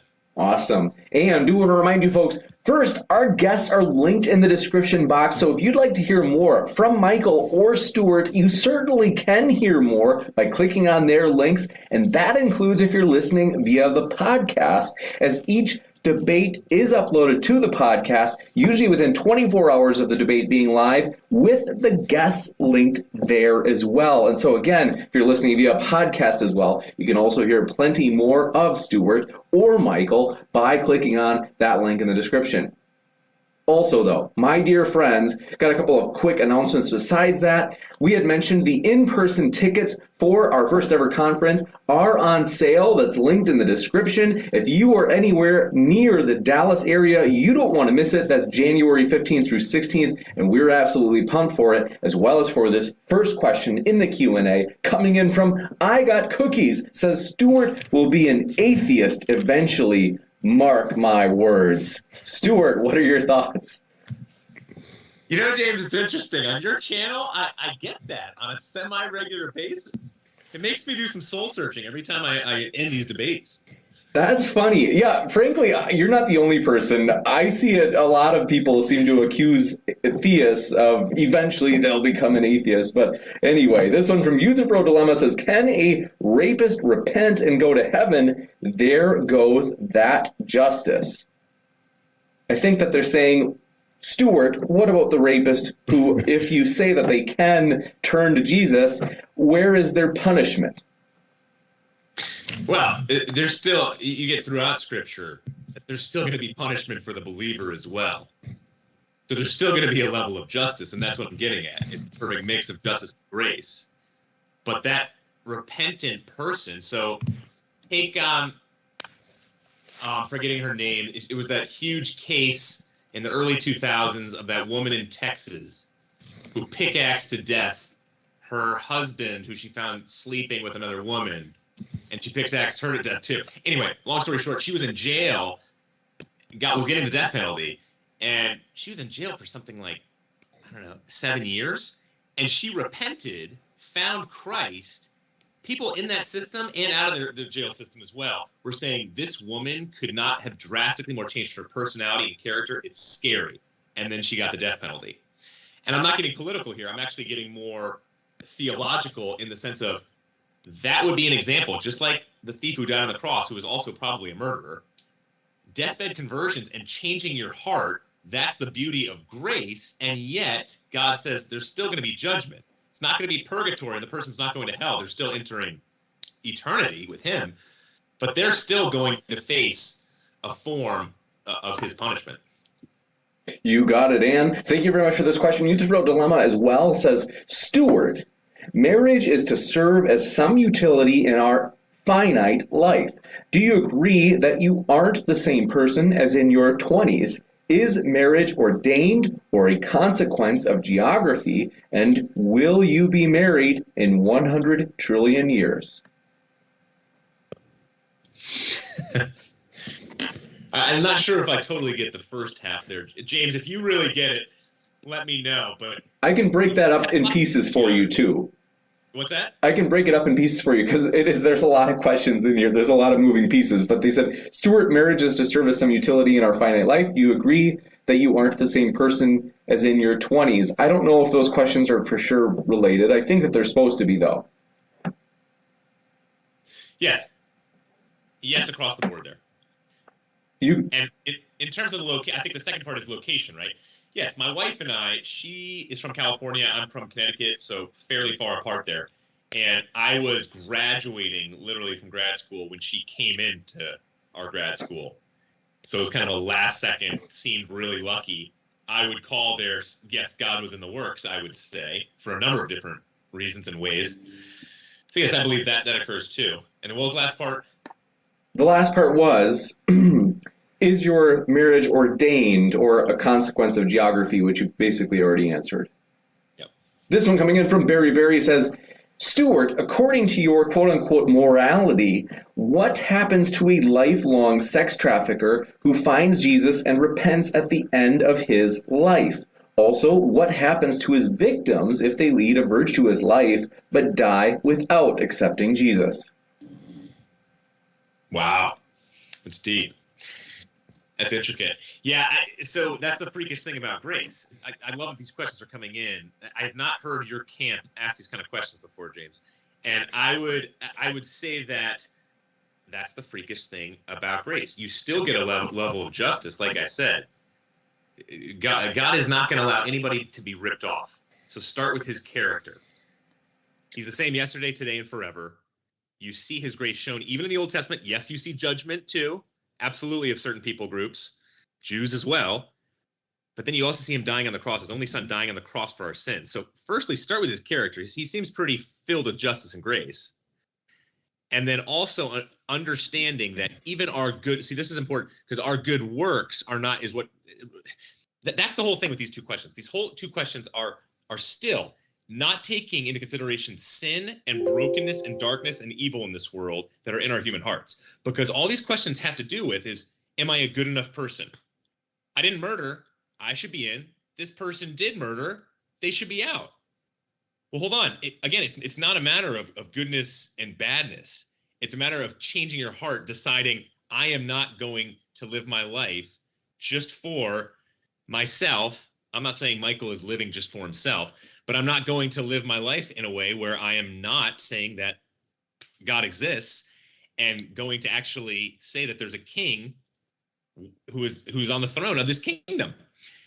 And so at the end of the day, still recognizing that, yes, it's a freakish thing, this grace. That's why someone like Newton, who actually was one of the leaders of the slave trade, who became a Christian, said, but therefore, but the grace of God go I. And basically what he was implying was, I could have done endless amounts of atrocities if it wasn't for the grace of God. And so it all comes back to his grace. He's not going to let anybody get ripped off. And yet at the same time, every single person is never too far gone. And that's the most beautiful thing about it, to change and then to have eternal life with God. You got it. Thank you very much. For this question as well, I got Cookies says, Stuart can't bring up racism when slavery is in the Bible. Yep. Okay, so I'm guessing that person means the Bible is a proponent of slavery. Okay. I think that they mean that it's slavery based. That it's endorsing. I think that, sorry, what I meant to say is, I think that they're saying that the slavery in the Bible is race based, and therefore you can't bring up racism and say that it's wrong when you're a Bible believer. Well, first of all, it's not race based. You know, different civilizations, in a sense, it's race based, but at other times it's not race based. And I think they're so saying in the Bible specifically it's race based, that it's condoned. No, there's examples in Scripture of it not being race based. Now, other parts, absolutely. You know, yes, the Israelites did have slaves from conquered people groups, and yes, Philemon and Onesimus were different racial groups, but no, it was not always based off of just race. Like, slavery existed based off of the spoils of war in the Old Testament as well, and people sold themselves of the same race into slavery in order to make a living for themselves. So no, that's not the case. I think that they're, to be fair, I'm giving them I'm trying to give a charitable read of their question. I think that they're saying, even if there's one example, even if they're saying maybe not all of the examples of slavery in the Bible are based on race, I think they're saying that even if there's just one that's based on race, then what do you say to that with regards to your bringing up racism early as being evil? Sure, yeah, it was in a system. It was caught in a system where there was slavery going on, and sometimes that slavery, within it, you would have a slave who was of a different race than the enslaved person or people group. But look at how the system fell apart based off of the gospel of Christ, which was not Christians taking over the government and changing laws overtly in that kind of way, but it was at the gospel where you actually have your God becoming a slave and pushing so hard for equality, for Galatians 3:28, for example, neither slave nor free, all are equal, or going back to Genesis, all made in the image of God. That's why you had the William Wilberforces. That's why, Douglas himself was not just an abolitionist, but he was an evangelist, saying clearly Christianity as a foundation is going to go about breaking down racism more so than any other philosophy of life could. You got it, and thank you very much for your question. Endo says for both of you, so we'll start with Michael on this one. They said, have you heard of the evil God challenge? Do you have a good response to it? It seems all the theodicies can be reversed in favor of an evil God just as well. So I think that you guys have probably heard, like, Stephen Law has talked about the evil God as a potential rebuttal to the moral argument for theism. I think that they're saying, with regard to any argument for theism, though, can you just as easily say that it's an argument for an evil God just as much as it is for a good God? I'm going first. Is that correct? Sure. Yeah. I've heard of the evil God. I'm not familiar with it to the point that I can really comment on it. So I'm afraid I'm gonna have to not give an answer there. I don't know. You got it, Stuart?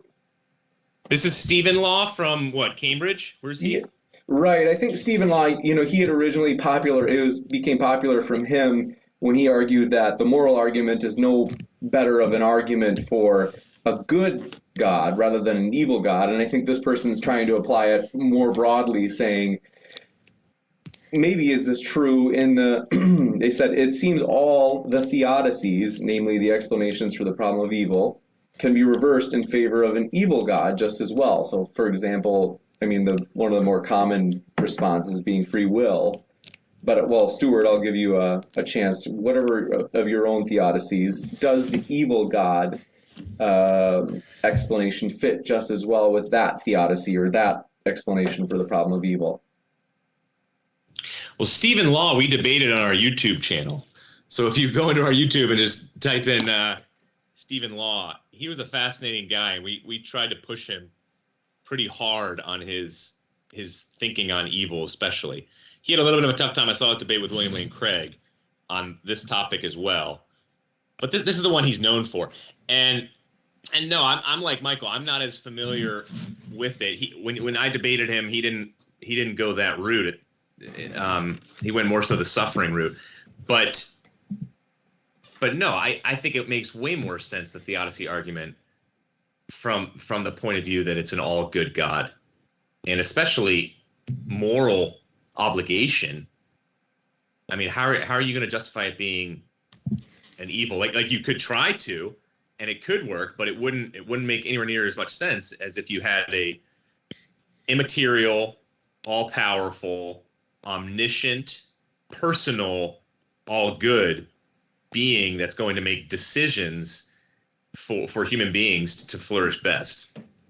You got it, and thank you very much for this question coming in from Sunflower. Says, MG, science has usurped archaic invocations of God to explain things, yet it may never explain the, quote, something from nothing / infinite regress problem. How then can it ever sufficiently explain reality?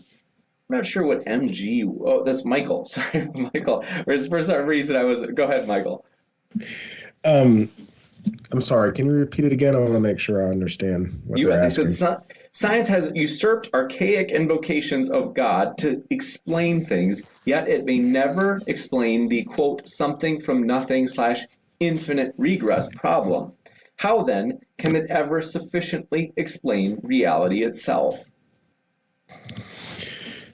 Yeah, to nitpick about language a little bit, I wouldn't call divine explanations archaic. I mean, I think that, anyway.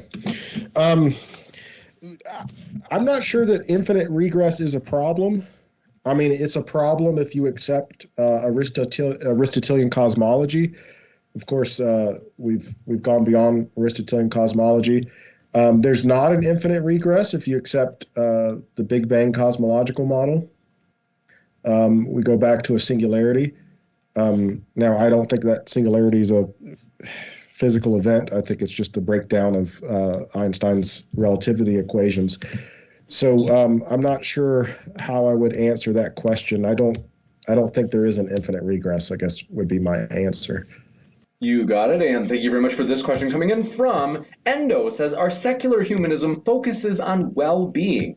Christian morality focuses on what God wants. Isn't it better for us to focus on what's good or healthy for us? No. No. The Christian well-being, yes, in worshiping the God of the universe, who doesn't just want our best, but who wants a loving relationship with us, that would bring us a type of human flourishing and bliss that would be way stronger than just some type of dictator who wanted us to worship him and him just to get goodies from it. No, he's the God of the universe. He doesn't need us to worship him. He's sharing the Trinity that he has. He's Father, Son, Holy Spirit, perfect community, perfect unity in that kind of way, perfect love, and he's sharing that with us in order to flourish. We talked about the God-shaped hole. No, and I tried to bend over backwards.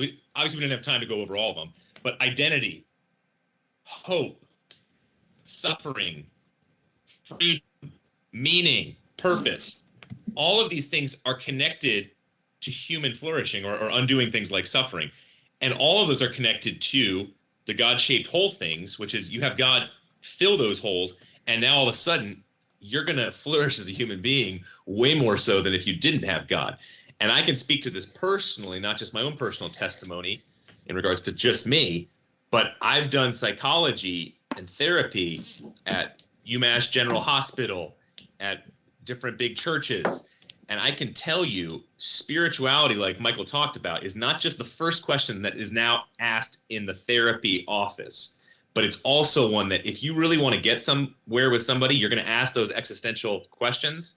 And if you don't bring God in, you're not going to get far in the conversation at all.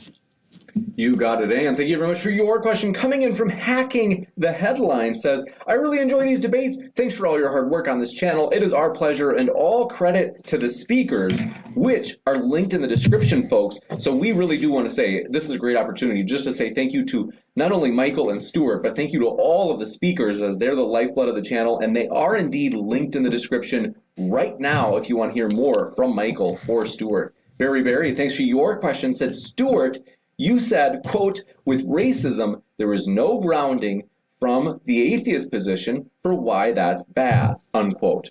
Are you being truthful here? Has no atheist ever explained to you why racism is wrong from our perspective? Honestly. I don't think I said that. And if I did say that, I changed it later because I remember saying something that was not that, which was that Christianity gives you a better grounding and fits with a reality that says racism is wrong more so than something like atheism does. And I can give all those reasons again, but that'll take at least another 7 minutes, so I won't do that. This one coming in from Duke of Sahib says, Stuart, when God commanded the killing of the Amalekite babies in 1 Samuel 15, would you say that was a moral command? Would you have followed his command? Yeah, first off, with Jericho, Canaanites, Amalekites, God can do whatever he wants. And I know atheists and me as a theist actually don't like hearing that. But if he's the God of the universe who's created everything, he can do what he wants. Secondly, the Amalekites, he specifically gave 400 years to repent and change. Just change, like change their lifestyle. 400 years. And he said, if that doesn't happen, judgment is coming. And so what happens is, yes, those even babies are actually obviously killed. And yet what's so interesting is elsewhere in 1 Samuel, you get with King David, when he loses his baby because of his adulterous relationship with Bathsheba, he prays and says, I will go to him, he will not come to me, showing that babies will be in heaven. So those Amalekite babies will probably be in heaven. And an eternal destination is a little bit more gratifying than an earthly one. But I'm not using that to justify, obviously, just, taking a Pauline passage and saying, oh, it's better to be with the Lord than here and present. Saying, oh, well, I might as well just kill myself.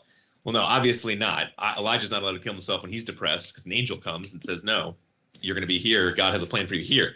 But the Amalekites, again, that 400 years is crucial, where, yes, there is a form of judgment. There's even holy war by the Jews in the Old Testament, and yet it's always for a reason, and there's always grace connected. But see, so many of my atheist friends who push me on these types of texts, they don't read the whole Old Testament, and so they don't see the long narrative arc of grace and forgiveness, even of these tribes and people groups who've been shown justice. And there's no genocide, which is the wiping out of the complete people group, because all of them pop up later on.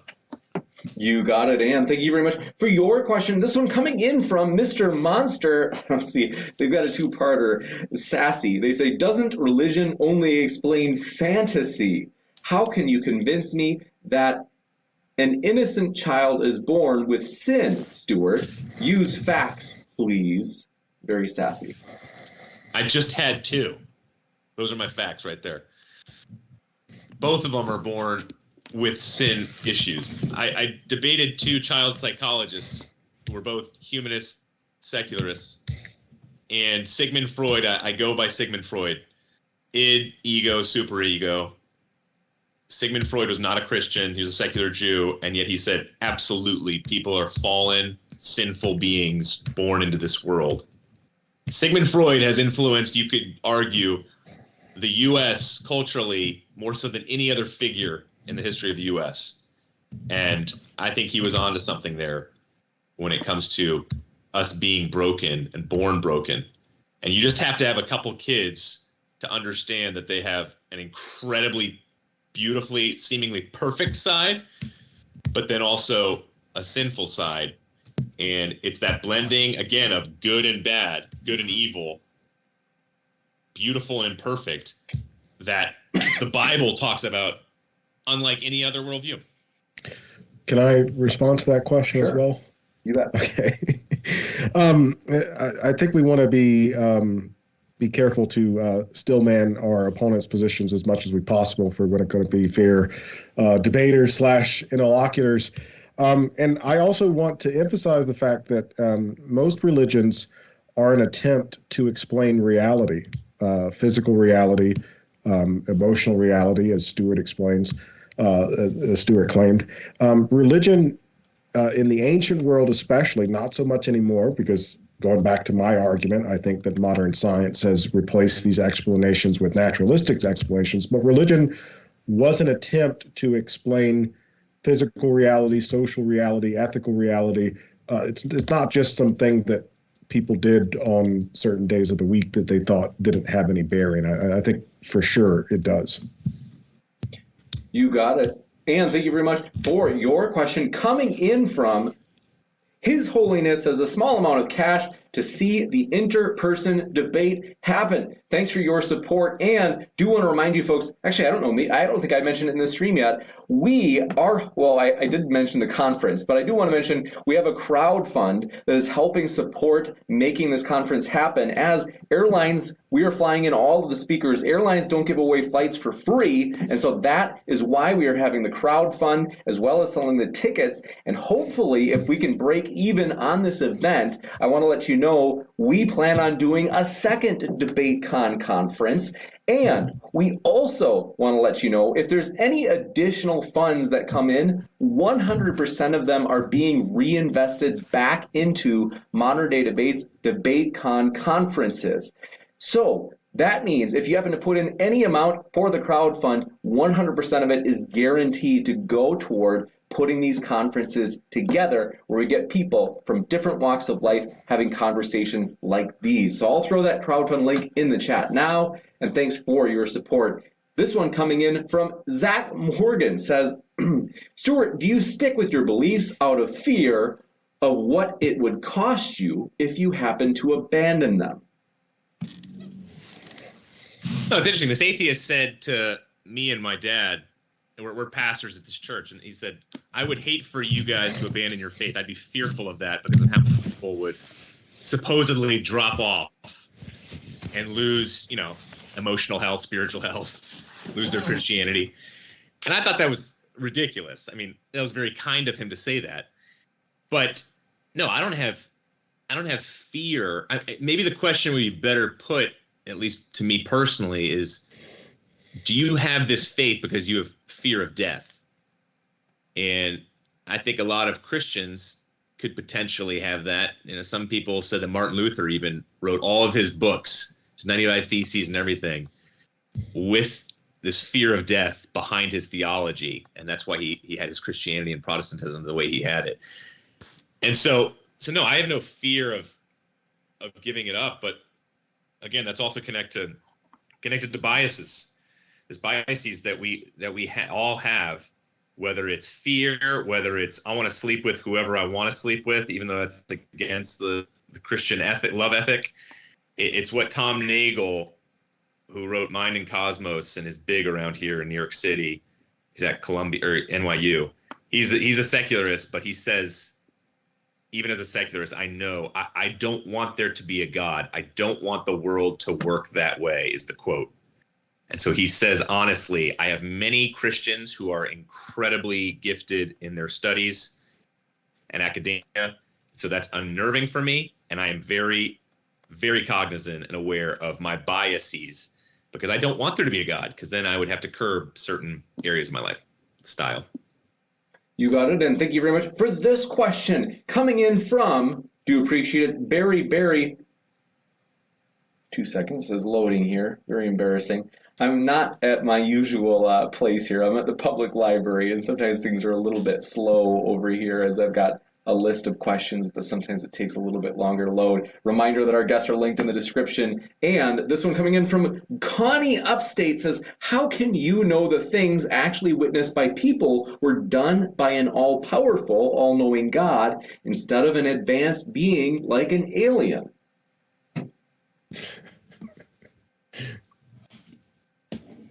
So I'm guessing that's to me. I think so.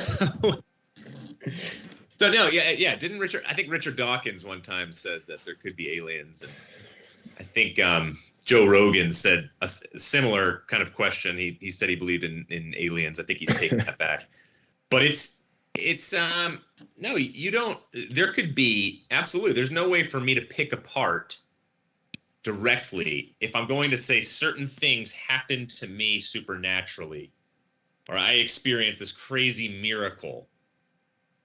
There's no way for me to absolutely prove to you that wasn't some type of other celestial being or a physical thing that was chemical in me, or I could say it was drug related. Perhaps I could prove that to you. But this is the problem with Christians who debate from that point of view, which is I'm going to try and absolutely claim that it's certainly from God, when so often it's not. And then you get into crazy different testimonies of, my kid went to heaven and back, but I made it all up. And then a lot of Christians look really bad because there was this claim that God had this encounter with. So no, trying to make those claims and proofs in those types of situations, I don't go there.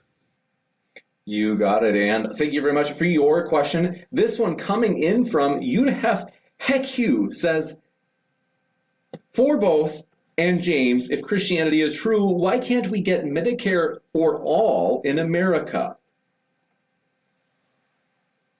Medicare for all. What do you think, guys? Stuart, you want to go first? Michael, this is you. You like the politics. I'm going to leave this one with you. The first part of the question, if Christianity is true, that's not the position I was arguing for.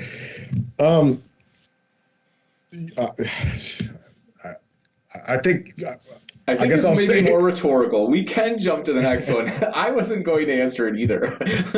Well, if you really want, you can. But I'm going to jump into I let it go too long. That was my fault. Thank you very much for your question. This coming in from Contrarian420 says, Stewart, you previously said you've not read Hindu or Zen books like the Vedas. Why wouldn't you explore these teachings before claiming Christianity as the ultimate truth?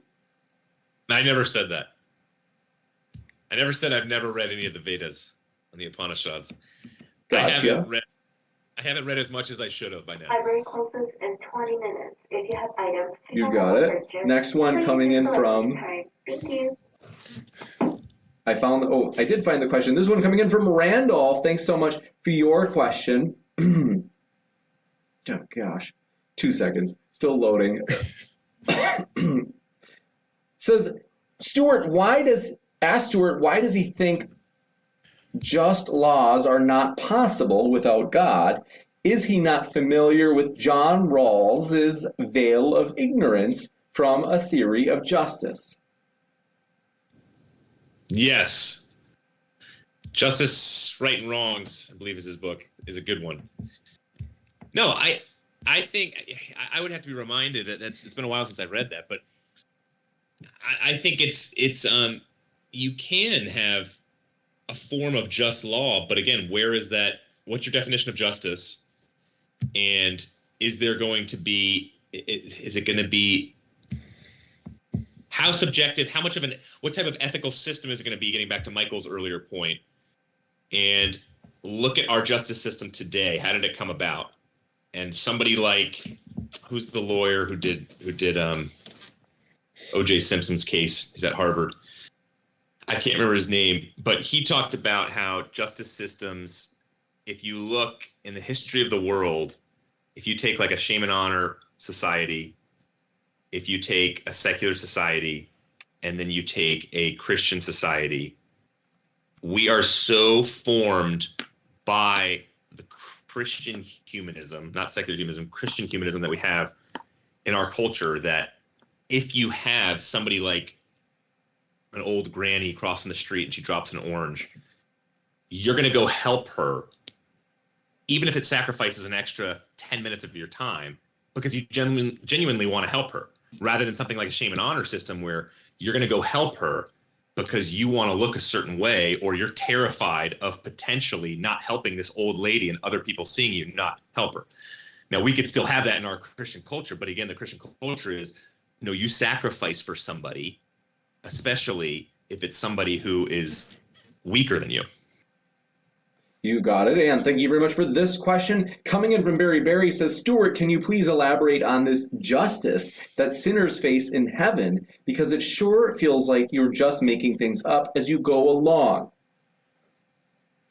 I hope not. Been a pastor now for a little while.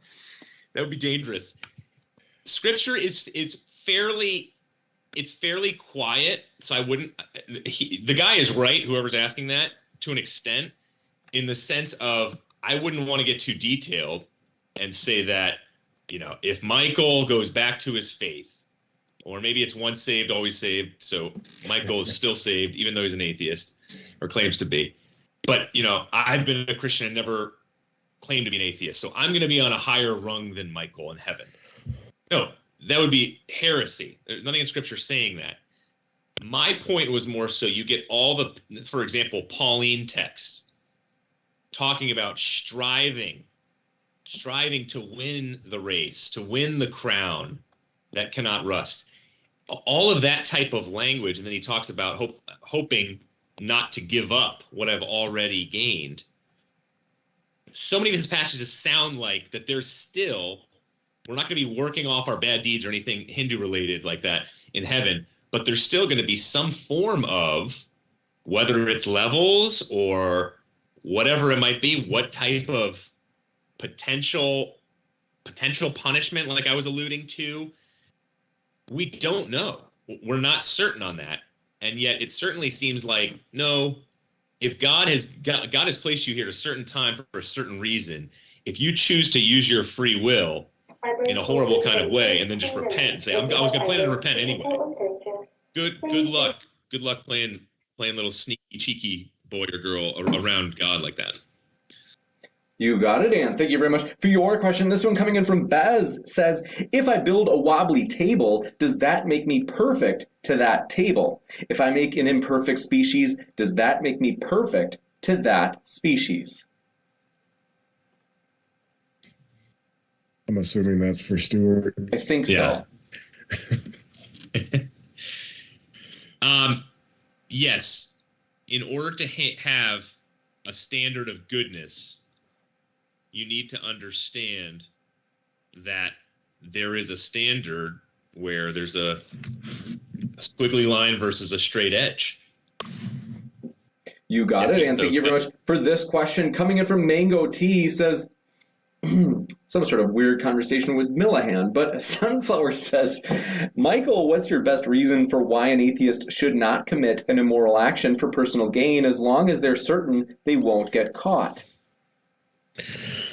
Yeah, somebody was named Euthyphro Dilemma earlier. This goes back to a question that was raised in Plato's Republic. The Ring of Gyges example, right? Would you do something that you knew you could get away with? I mean, again, it depends on what the action is. If we're going to go the consequentialist route, if you're going to go the virtue ethic route, doing acts that are potentially harmful to somebody, such as theft of property, would damage your character as a person, so you would not want to do that. And if you're going the utilitarian route, stealing is not something that benefits the greatest good for the greatest amount of people, so you wouldn't want to do that there either. You got it. And this one coming in from, by the way, folks, we have so many questions that this is the last, we can't take any more new questions. This one coming in from Mr. Monsters says, I think we should put more importance on going on in life than what happens in the afterlife. Do you agree? No, yes and no. C.S. Lewis put it perfectly, saying, if you aim at earth, wait. If you aim at heaven, you'll get earth thrown in. If you aim at earth, you'll get neither. I thought that's the best way to put it. Where, if we just, I do not meet too many Christians.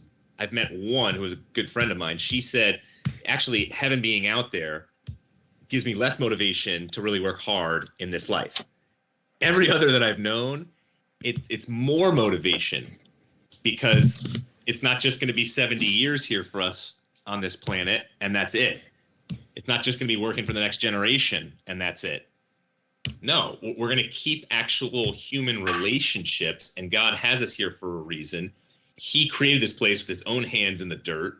So he created us to do things like work and make meaning and purpose. And so it gets back to, I mean, take it up with Steve Jobs, take it up with Leo Tolstoy, take it up with so many of these large figures who said, without eternity, just focusing on this planet could get a little depressing. Gotcha. This one coming in from Mango Tea claims, Stuart, all religious people are on the mental illness spectrum, studies show. Are you mentally healthy? I want to debate that guy. Sounds funny. I like it. This one coming in from Sun. Got that one. Let's see. Oh, I think we might be caught up. Let me just double check. Oh, we did. Barry, thanks for your question. This is the one I meant to get to earlier. It says, why do Christians refer to Jesus' crucifixion as, quote, the worst death imaginable, unquote, or the worst way to die, unquote? I can literally think of 3,000 worse ways to die just off the top of my head.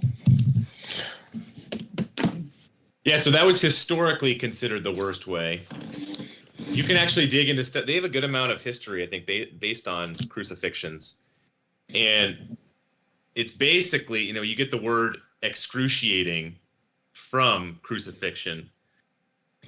So the Romans were the ones who came up with crucifixion. And it was they thought it was worse than even throwing people to the lions or putting them on, impaling them to death, because it was a minimum of 3 hours, usually, that someone would hang there with nails, not being able to breathe typically, but just enough because you'd push yourself up by your feet to get your diaphragm just barely enough to suck air. But some people, it was over a day that they would hang there. And so, yeah, sure, you can imagine different ways today, but it was considered back then the most torturous. You got it. And that's actually it for questions. Oh, wait, we did have one from Noli. Thanks so much for your support. Appreciate your super sticker, Noli, who's also a debater on the channel oftentimes. So we do want to say thank you so much, folks, for listening. If you want to hear more from Michael, if you want to hear more from Stuart, their links are waiting at the top of the description box right now. You can go to their channels and hear plenty more. I want to say thank you, Michael and Stuart. It has seriously been a true pleasure to have you guys. Thank you for having us. Thanks, James. It's been great.